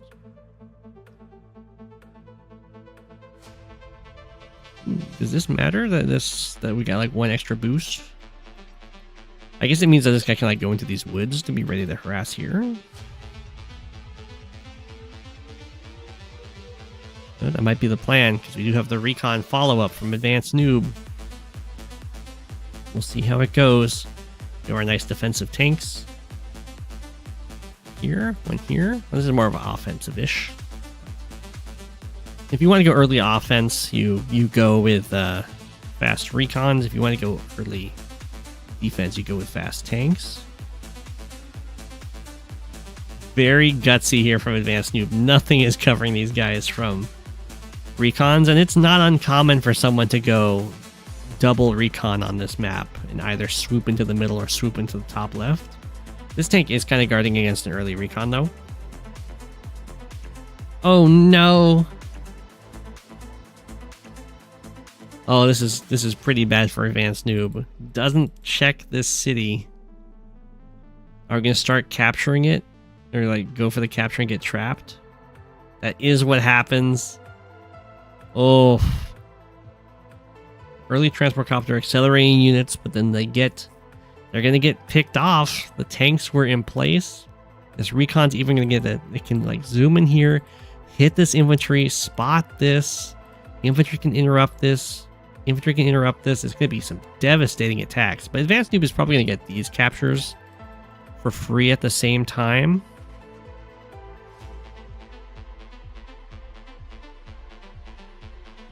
Ooh, a little weird that the Senate decided to send this infantry in for that attack, because this one can actually like interrupt this capture, but this one can't.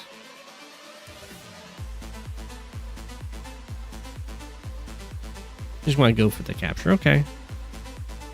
I think I would personally prioritize trying to kill off all these infantry and then go for captures later.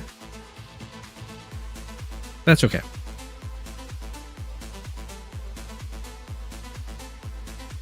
Kindle does get the city. Keep capturing more over here. The transport copter.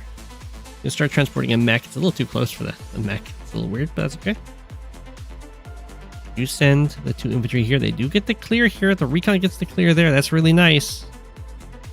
Losing infantry down here is very painful, as you don't tend to send too many down. We still have this one to go for this capture. This one to go for this capture. Still have some to go for these, so it's okay right now for Drake. And we might see some nice kind of counterattacks going on here too, because tank plus recon can kill a recon out of city, and then you have a tank follow-up to strike from this city, infantry take out this guy. I mean, there'll be some really nice exchanges for Drake here for sure. A little odd to go about this route. Decides to have the recon on the city. It should be okay, but you got to be cautious when fighting against Kindle. Because recon on the city, like I said, can get cleared by tank plus recon, right? So if they have tank recon back here, then tank recon kills your recon and a tank hits your tank from the city. But if you have a tank on the city instead, the best they're going to get is a recon versus recon strike, which is a lot worse.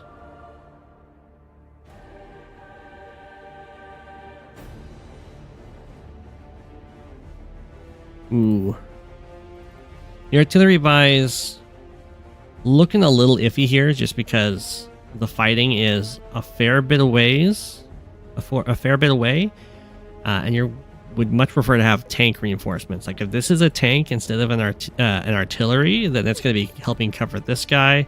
And this guy, I guess you don't really want to be fighting over here anyway, just because this guy is on a city. I think it's okay though. Kindle would really like to kind of clear this off and have a tank hit from the city. But I don't think they're quite in a position where they can do that. Yeah, they aren't. You can just hit it. Okay.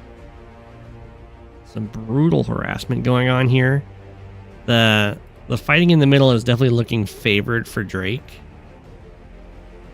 Although the mech, the transport copter getting a mech down here is looking nice. Kindle's ahead in unit count. Part of that's going to be the air units. But the mech's in the wood, or in the not the woods, the fog, and it was covering both of these tanks, so it's going to get a nice cost-effective strike. Ugh. Kindle's going to have a really nice turn next. Like, nothing be able to... Not going to get infantry or anything on here. These units are too far in. Going for strikes on infantry, so would expect Kindle to get just a few smack, amazing attacks, and then urban blight.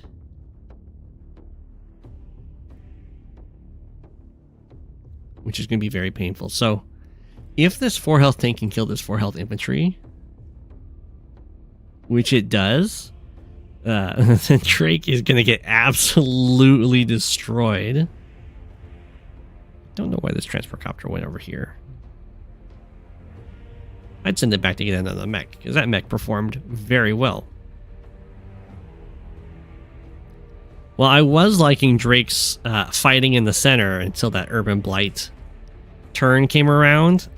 The Kindle getting those city strikes is really difficult to recover from.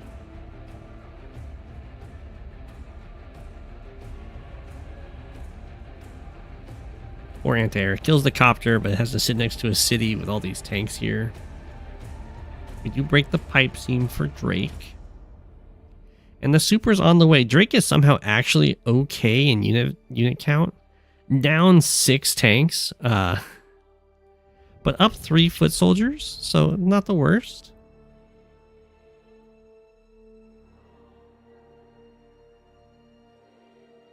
Oof, and the artillery gets hit. It does survive at 4. That's not the worst thing ever.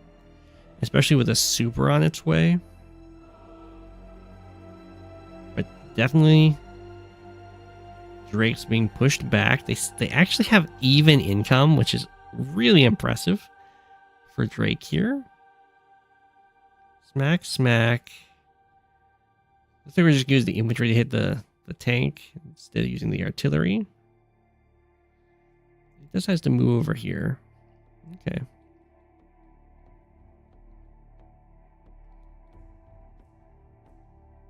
I would probably be fine putting the artillery around the city. I don't think an urban blight would be incoming this turn. And healing it up would be nice. I'm surprised that copter came up here, because a copter and an anti-air were revealed for that fight. That strike is just not going to end well. So when you're fighting Kindle, you do have to be very careful about when you go for repairs, and sometimes that means you're just not going to go for very many repairs. And in those cases, you can always use injured units as scouts, kind of like what we're seeing here. Because the worst thing you can do is like send the 3 health tank onto the city. It gets hit with an urban blight, and then repairs back up to 3, and you just kind of like paid money for nothing.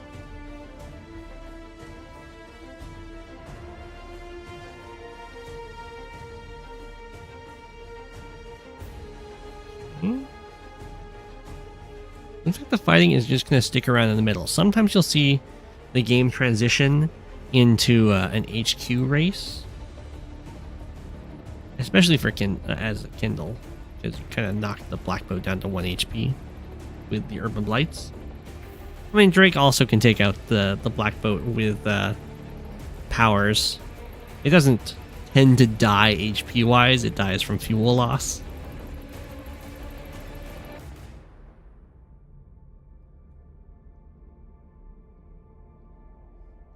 Okay. We do have the urban blight. Means this is very easy to clear, but there's not great targets for the recons to kill over here. But look at the double mechs.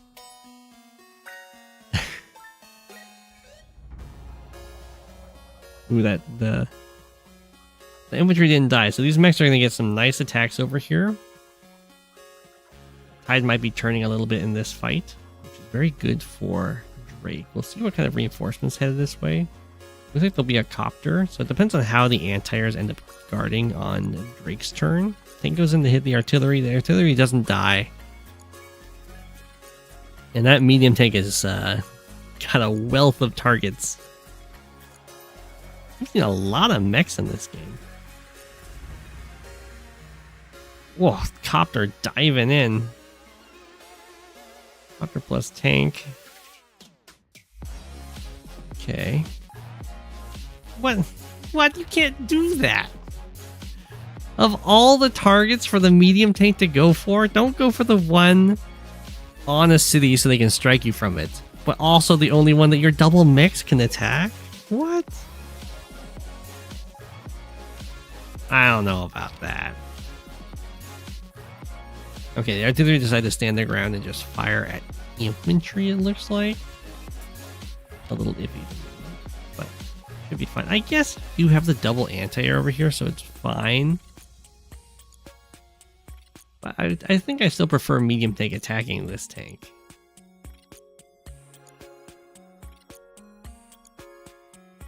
Okay, Drake's gonna get a super on this turn, which will be really strong.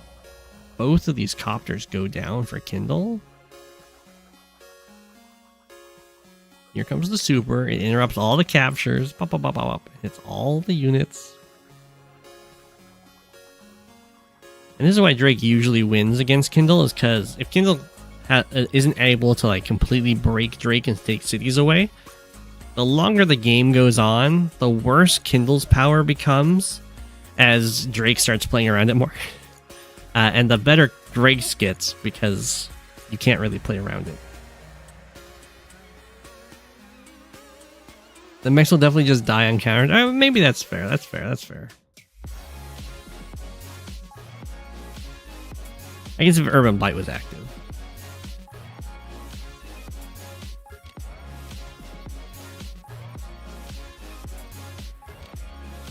I would be personally concerned about something swooping in and killing the medium thing. But maybe there was just enough vision that Drake knew it wouldn't happen. Ooh, up 2 cities. There's this one. There's the artillery.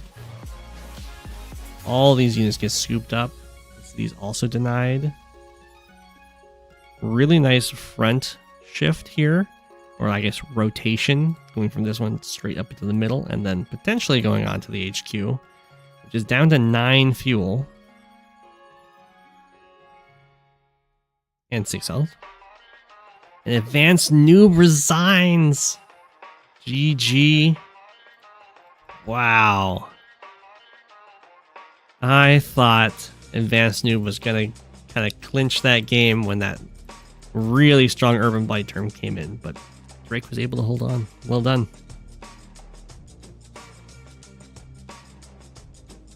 GG.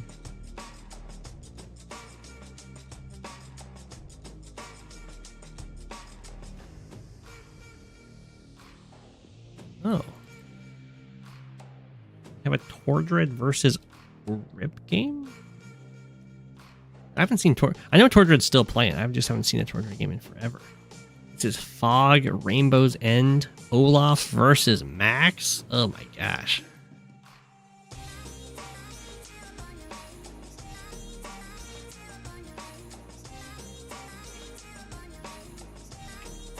Helicopter wasn't as good as... The Helicopter's not amazing on that map.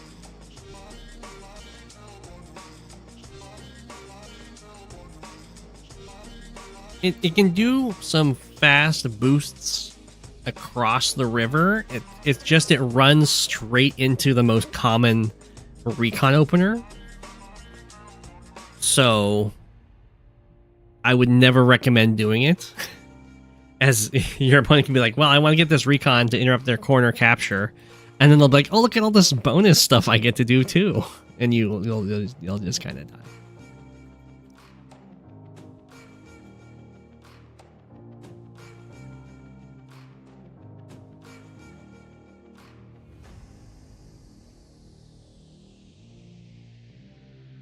You had the saddest eagle loss on this map?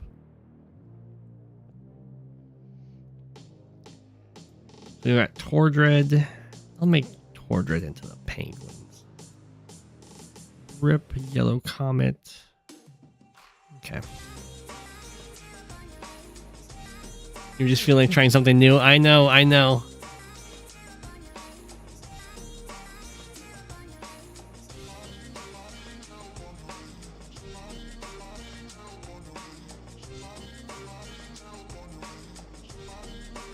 Yeah.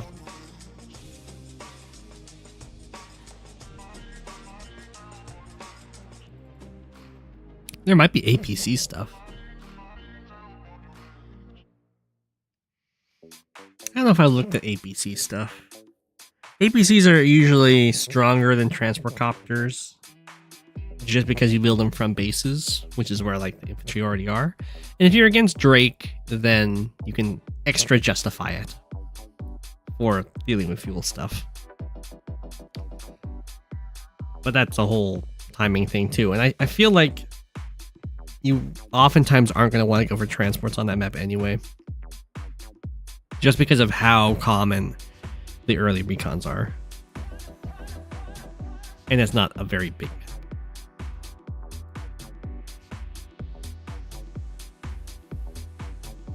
Okay. So I don't know if I recognize this map, but it's a double lab map. Oh, it's a triple lab map. There's one in the center. So if you don't know, when there's no HQ on the map, your labs become your HQs. But instead of... the rules are, if you have multiple HQs, if you lose any HQ, you will lose the game. If you have labs instead of HQs, you just need to have one lab left to stay in the game. If you lose all your labs, you'll lose the game. And then we have people starting with the city because labs don't give you income. So to maintain the starting 3k income that the turn advantage stuff is based around, they give you this pre-deployed city.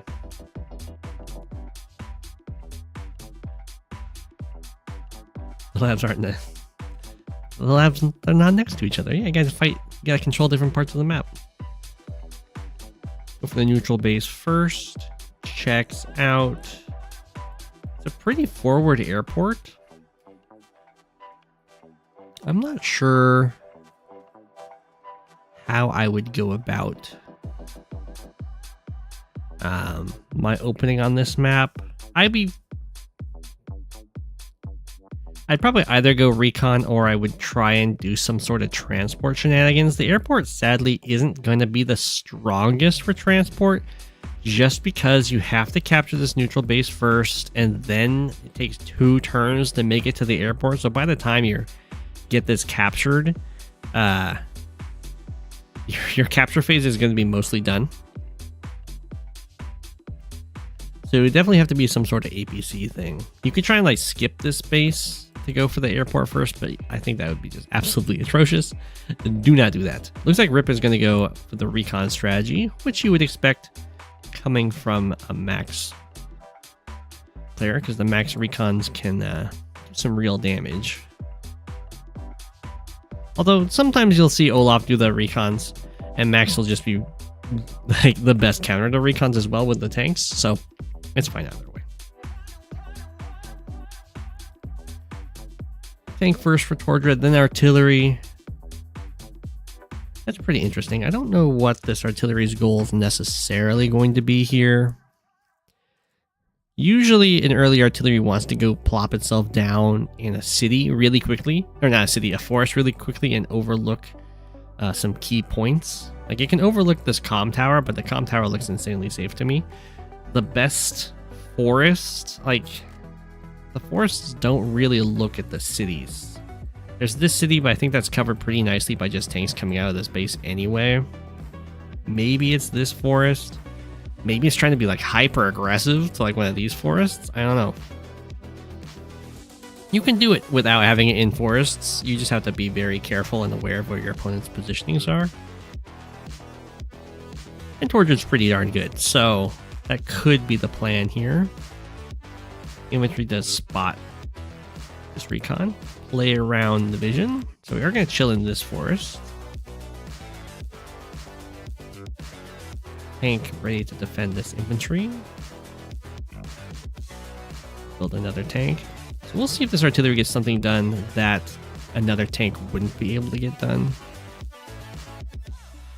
Obviously, if the opposing max goes for like a tank on tank strike kind of a deal, the artillery will be better than the tank. And that could be something that Tordread is really concerned about, because let's say, for instance, Rip didn't have the tank up here and instead sent it down here as well. Then you need to be concerned of like a recon plus infantry kills your infantry on the city, then a max tank hits your tank from the city. That's pretty crushing. And if that happens, then having the artillery to fire back would be really nice. As is, looks like Rip is just going to be backing off with this recon, and the corner city is going to be pretty contested. Tordread's ready to contest this city too, as the tank can give vision of the 2 infantry to strike here, but we'll see how it goes. Looks like we might not be contesting it. Okay, and then the artillery used forest hops to help defend this city. Okay. Wow, very aggressive going for the contested properties. I guess they both kind of are. But it's just very aggressive for Tordread because most of Tordread's vehicles are down here. There's a single tank guarding all of these captures. Well, only one recon's been spotted down here. So I would expect that Rip is just going to get a ton of interrupts over here.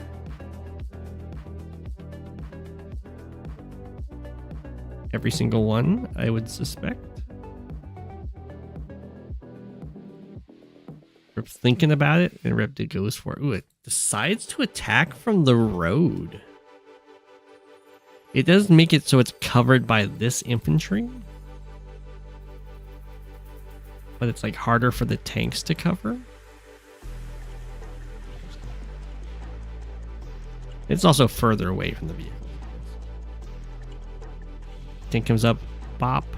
There's that infantry backing away. Tordread kind of cutting the losses. Rip comes out ahead income-wise by a single city. By 2 cities, I guess, because this one also got interrupted. While Rip has this one. And he goes for this capture. This is looking very dire for Tordread. Now these cities are being captured. So this is something that happens a lot in Fog, is like an escalation of or cycle of escalation for combat. So like the infantry sits on the city, so Rip sends a single infantry forward. Tordread has to send 2 infantry forward to take out that infantry, 2 infantry forward to kill off this infantry, and then Rip's gonna have to send more units forward to take out these infantry, and then suddenly you're in a giant brawl, assuming both players have the supply of units. Ooh, Tordread gonna go for the double copter. Looks like Rip is actually gonna be prepared with a nice anti-air. Look, oh my gosh, look at the vision that Rip has with these recons. He's basically everything. Strikes in, gets the hit on the artillery. Oh my gosh. Absolutely devastating. Anti-air and copter covering everything. I guess the copter's not covering this recon, but Tordread does get this city. Attacks in here. Has some pretty decent exchanges. Losing both copters is going to be really bad. I do like, I mean, the like front shifting these units up is clearly something that Tordread has to do if this fight is to continue. But the other choice is, of course, to actually just kind of strike back on the other front. But the one concern that Tordread's going to have in that situation is this airport. It can send copters very quickly across the water, and there isn't any anti-airs with this attack force. So I think if Tordread had an anti-air down here, they wouldn't be coming up for this fight. They would just be trying to like trade fronts, which is something that Tordread should honestly be very interested in, because Rip has 2 captures over here on this front, and Tordread has a single one.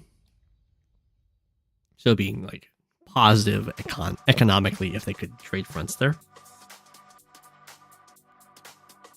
Anti-air comes in and gets to even hit from the woods. Artillery goes down. Copter lives at 1. Then goes the infantry. Capture starts happening. Things are looking dire. There hasn't been a max power yet. So we're actually going to get an Olaf super before a max power, which usually means that Olaf is getting absolutely whooped. But Olaf power or Olaf supers are very strong. Oh my gosh, the vision. Oh no, Tordread doesn't have any recons? Not a single recon left. So every time these units are moving forward, they're doing so in the dark. And at the end of Tordread's turn, after using a super, Rip is still slightly ahead. I guess that's after repairs, but is still ahead in unit count. That is a very bad sign. Or not unit count, but unit value. The one little interrupt there. Oof. Tordread has to send all these units up to interrupt this capture, but all of the units are vehicles, which is kind of the worst case scenario, but the dream for Max. It's trading. Well, I guess there's a recon, but like infantry for 2 vehicles, recon for a tank.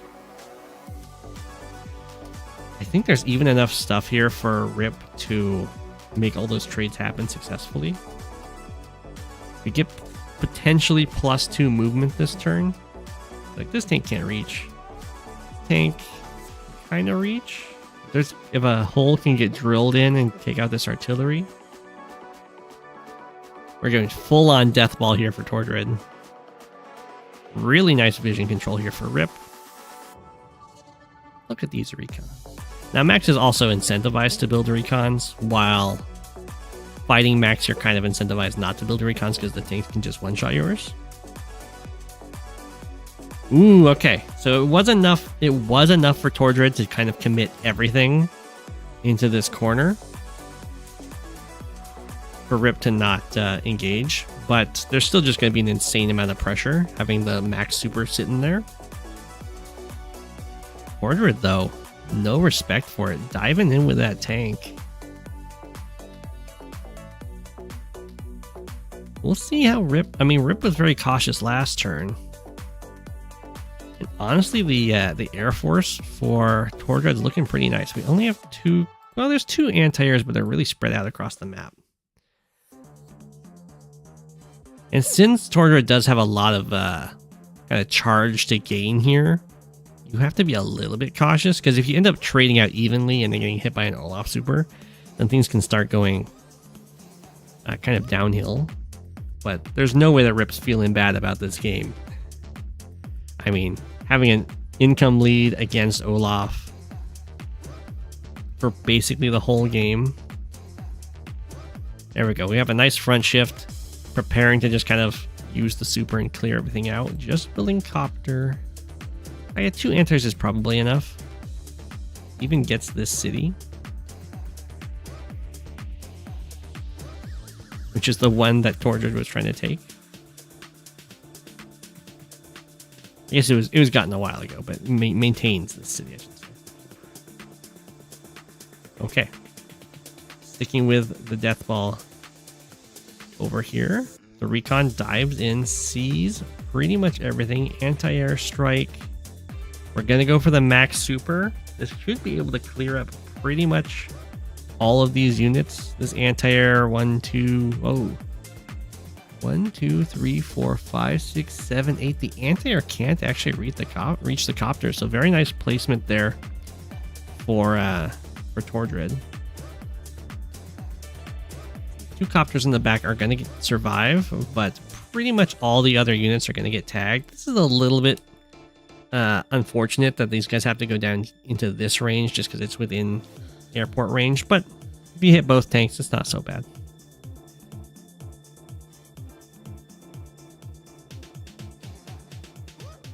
I hit pretty much all the tanks over here. The 2 copters do get away with their lives, and Olaf will be able to go for a super pretty much right away, which will do some really nice counterattack damage.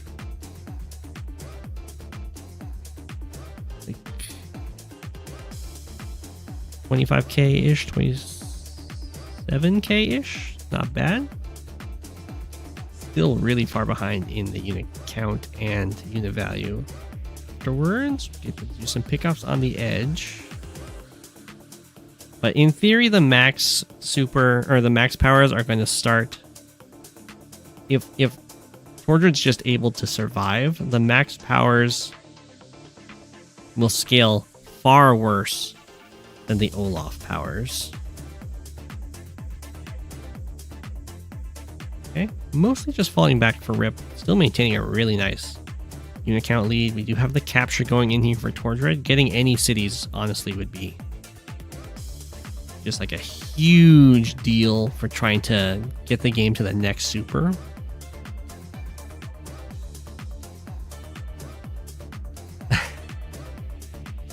Oh no! You rushed the lab? Just one of the labs? Oh no. Wait, copter goes down. Oof, man, using copters as blockers is extreme desperation. Unless you know exactly what's on the opposing side, of course. Then you can use them as amazing blockers. Okay, so Tordread does manage to get one city and even up the income here. Suffered some pretty major losses around this city, but still getting one is awesome. Although Rip is about to take 2 more, but you know, ignoring that, Tordread did get those 2, or that one, flipped it. Rip starts diving in here. We're going to use a max force. Hit the artillery, hit the tank, hit the tank. Hit the tank, 1 health tank kills off the artillery. Anti-air kills the copter. This is something that you'll want to keep in mind when you're going for attacks like this, or pretty much any attack. Is you want to use these back units first when you're going for these. Like, you use the copter, you use the tank, use the further back tank, you use the anti-air, you use the copter. You're going to use the anti-air because its only option is to go and hit this copter. This copter's got tons of options. Sure, they could both probably kill this copter. You want to use those far back units to maximize the amount of damage you can deal. This one, unfortunately, would really like to reach this guy, but it's just not quite possible. I don't know if this anti-air could have found a target. I assume they was not able. Oh my gosh. Absolutely devastating. Tordread resigns there. GG. We were definitely in desperation there for Tordread. Just kind of hoping that Rip wouldn't be able to attack and clear everything, but that was really well done for Rip.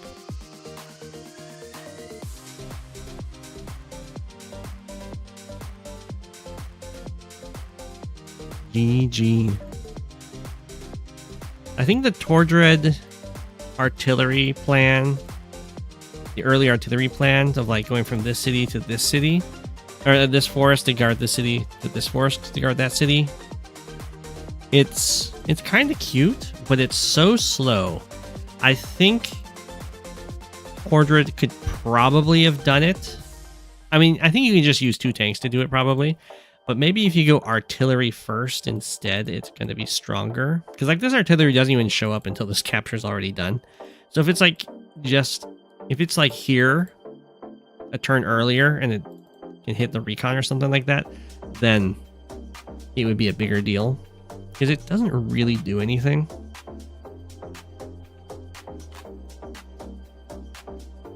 For a long time. It doesn't even shoot that infantry.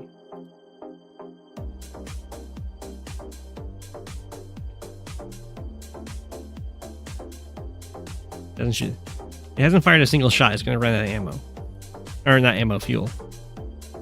Moves up to here. And dies. I mean, such is the life of artillery. But GG. Very well played, Rip.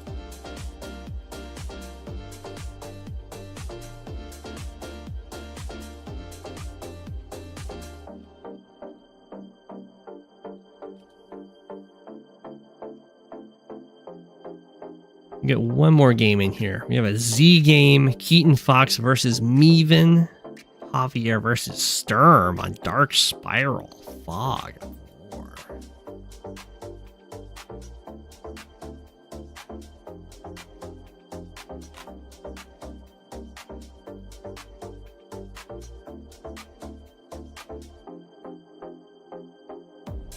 All right, I gotta favor Sturm.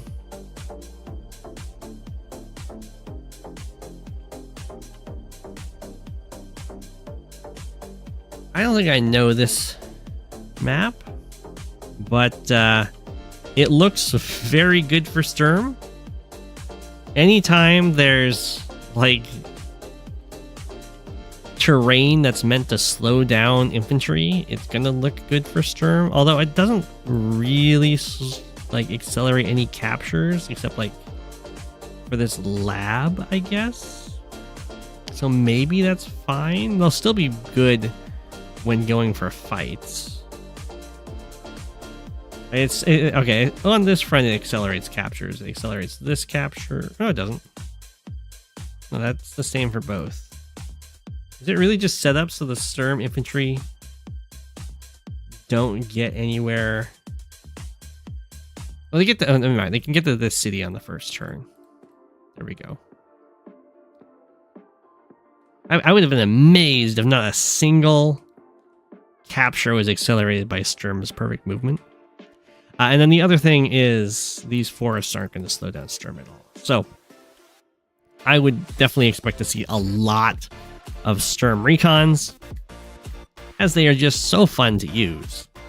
And they are not going to care about these forests while the opposing vehicles will.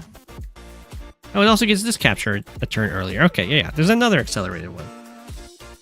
So this will be very good for Sturm. And if this map was on Global League, Sturm would not be allowed. His accelerated early game captures are really strong income-wise.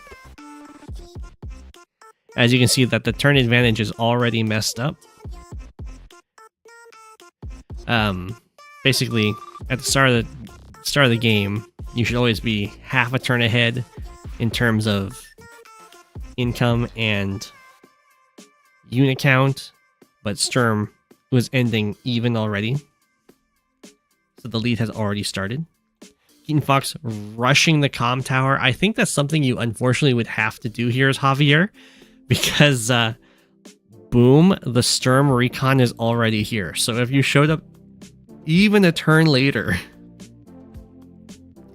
Sturm can just deny you that comm tower.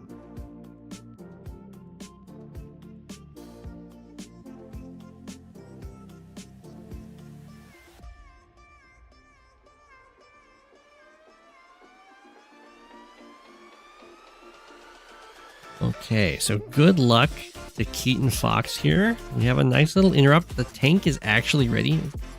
Recon did not see that. The tank is here, ready to go for the counter hit.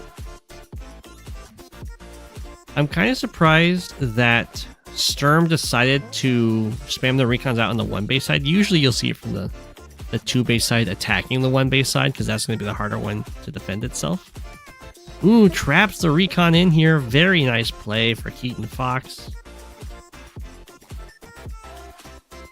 Just for a little interrupt over here. Just swings again with this recon. That's fine. I would attack this infantry instead, because this doesn't slow down the capture at all, and doing 1 damage to this guy will slow down captures.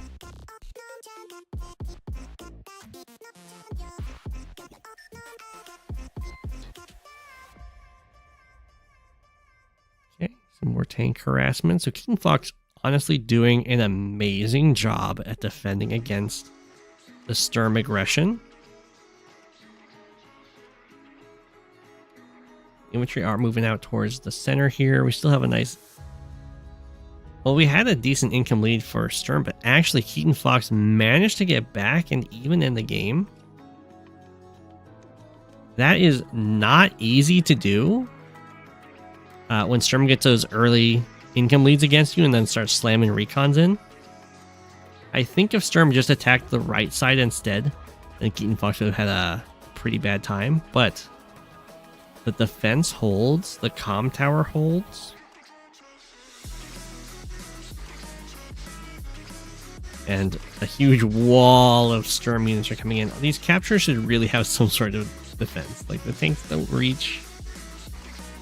You'll commonly see Sturm go for like really quick indirects, which against Javier is not necessarily going to be amazing due to that extra defense. But that just changes what kind of units Sturm should rush. So instead of like going really quick rockets, you can go really quick neo tanks, really quick mega tanks, that kind of thing.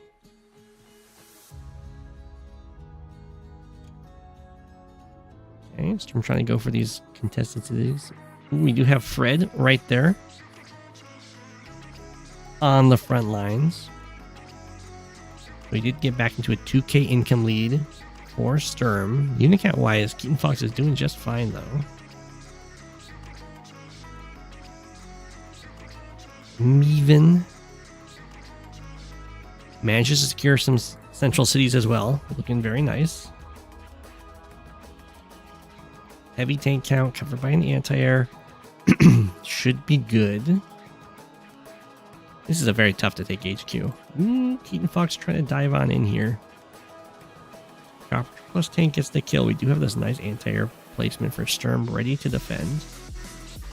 In comes some artillery. The artillery are going to hit pretty hard,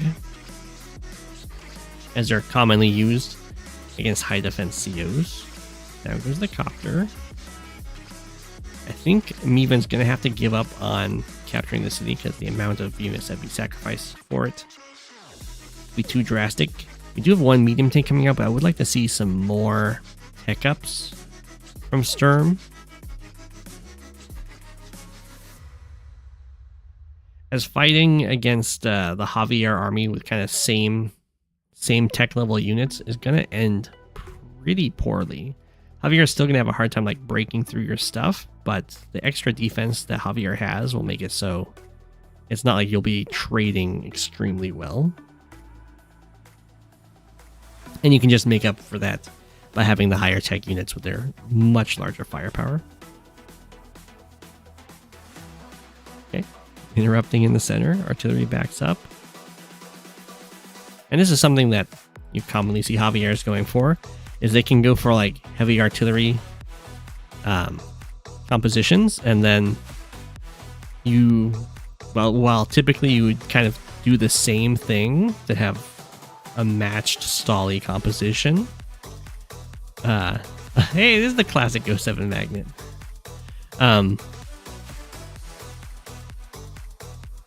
That doesn't quite work because Javier can just make himself basically indestructible for indirects.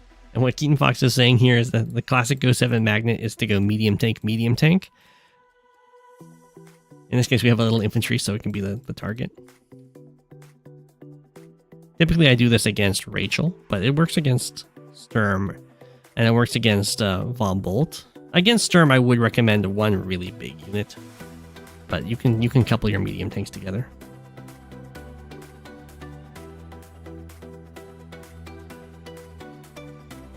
Ooh, that's a pretty nice magnet.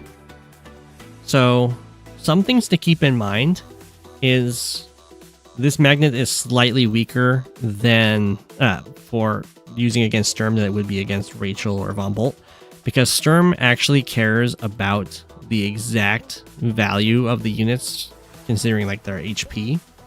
So like this infantry isn't worth 1,000; it's worth 700 because it has 7 health instead of 10.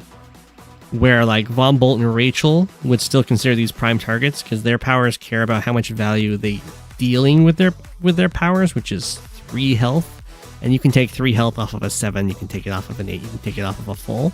That's all doing the same amount of damage. But Sturm's different. He cares about the exact value of these units. So this is slightly weaker than like if this was a full health unit and this was a full health unit. But if it was Rachel or Von Bolt, then this would be the exact same as if these were full health. If that makes sense. But it's something you gotta be really careful about if you're used to making magnets for those other COs, and then you make one for Sturm.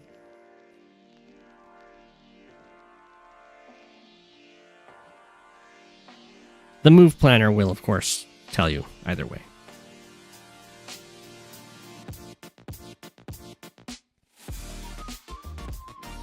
Okay. Breaking through the pipe seems over here. Lets the medium tank go through.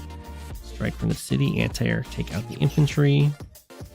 Build another medium tank, then let this medium tank move on, maybe? Or does it have to stick around to continue being a magnet? That's a situation where you might save up to just make it like a mega tank, and then that mega tank can be a moving magnet across the map, and you don't have to have quite so many units dedicated.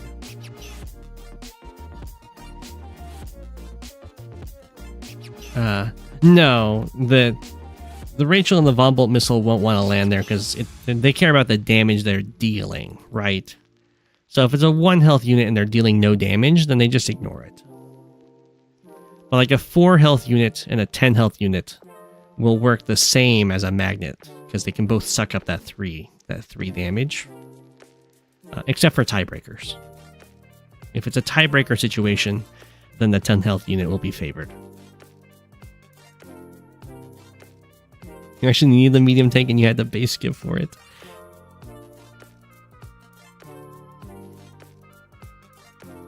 Here goes the meteor strike. I assume it's going to hit up here. Pop. That is a lot of units to get bopped. But it still made it so it didn't hit the front lines, which is very good.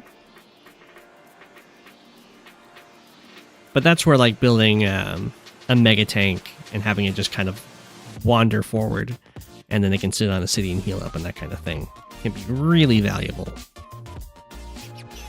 Because then you only have 1 unit get hit, and it's an expensive unit, but it's a lot better than having so many.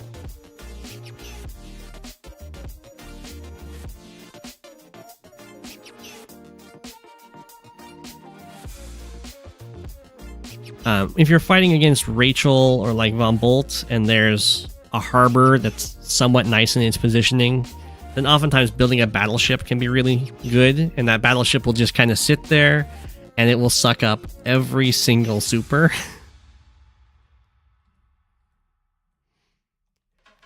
which will, in the long run, be very cost effective.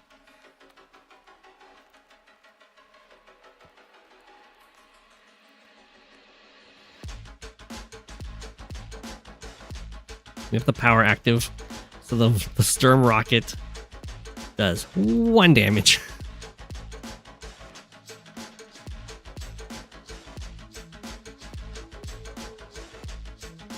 The Sturm's starting to get pushed back here. keatonfox has been behind in income, which Meevin was really good to secure so many central captures with it. But here we have 1 flip. If this one ends up flipping... Oh, this one didn't get flipped. It just got captured. If this one ends up flipping, then they'll be even.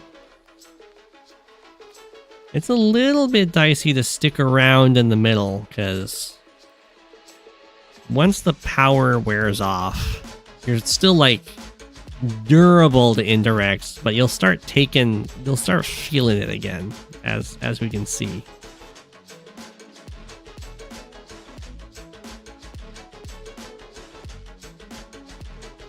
If Sturm had like a mega tank coming up through here, then keatonfox's forces would kind of crumble. So that's the one thing I would suggest. While the rocket it's kind of working nice now for that turn. Now there's another turn. There's just gonna be so many turns that it does basically nothing as the Javier power kind of flickers on and off. The mega tank does a lot of damage and will kind of get everything done. But oof, Meevin resigns. Was actually still doing really well unit count wise, but wasn't able to save this city. And once things got even, it looks like Meevin wasn't feeling very confident. There was quite a few indirects left in this composition, and I think they were feeling real bad, as you would expect. But GG, well played, keatonfox. That is not easy to fight against a Sturm that gets a nice early game capture bonus against you. I think your defense against the early game recons was just so strong that Sturm kind of crumbled after that a little bit. I mean, Meevin did a great job of taking like the central cities, but if those early game recons had hit you somewhere else that you didn't have quite so defended, I think this game might have ended right away. But GG, well played. I don't have White Nova. I said White Nova's an invading alien civilization. Join the penguins. That's our last game for the day. I hope everyone enjoyed. I leave you all with an apple. An apple a day. Thanks for watching, everybody. See you on Wednesday. It's Go7, king of the penguins. Of all the penguins, he is king. It's Go7, king of the penguins. Being king of the penguins, that's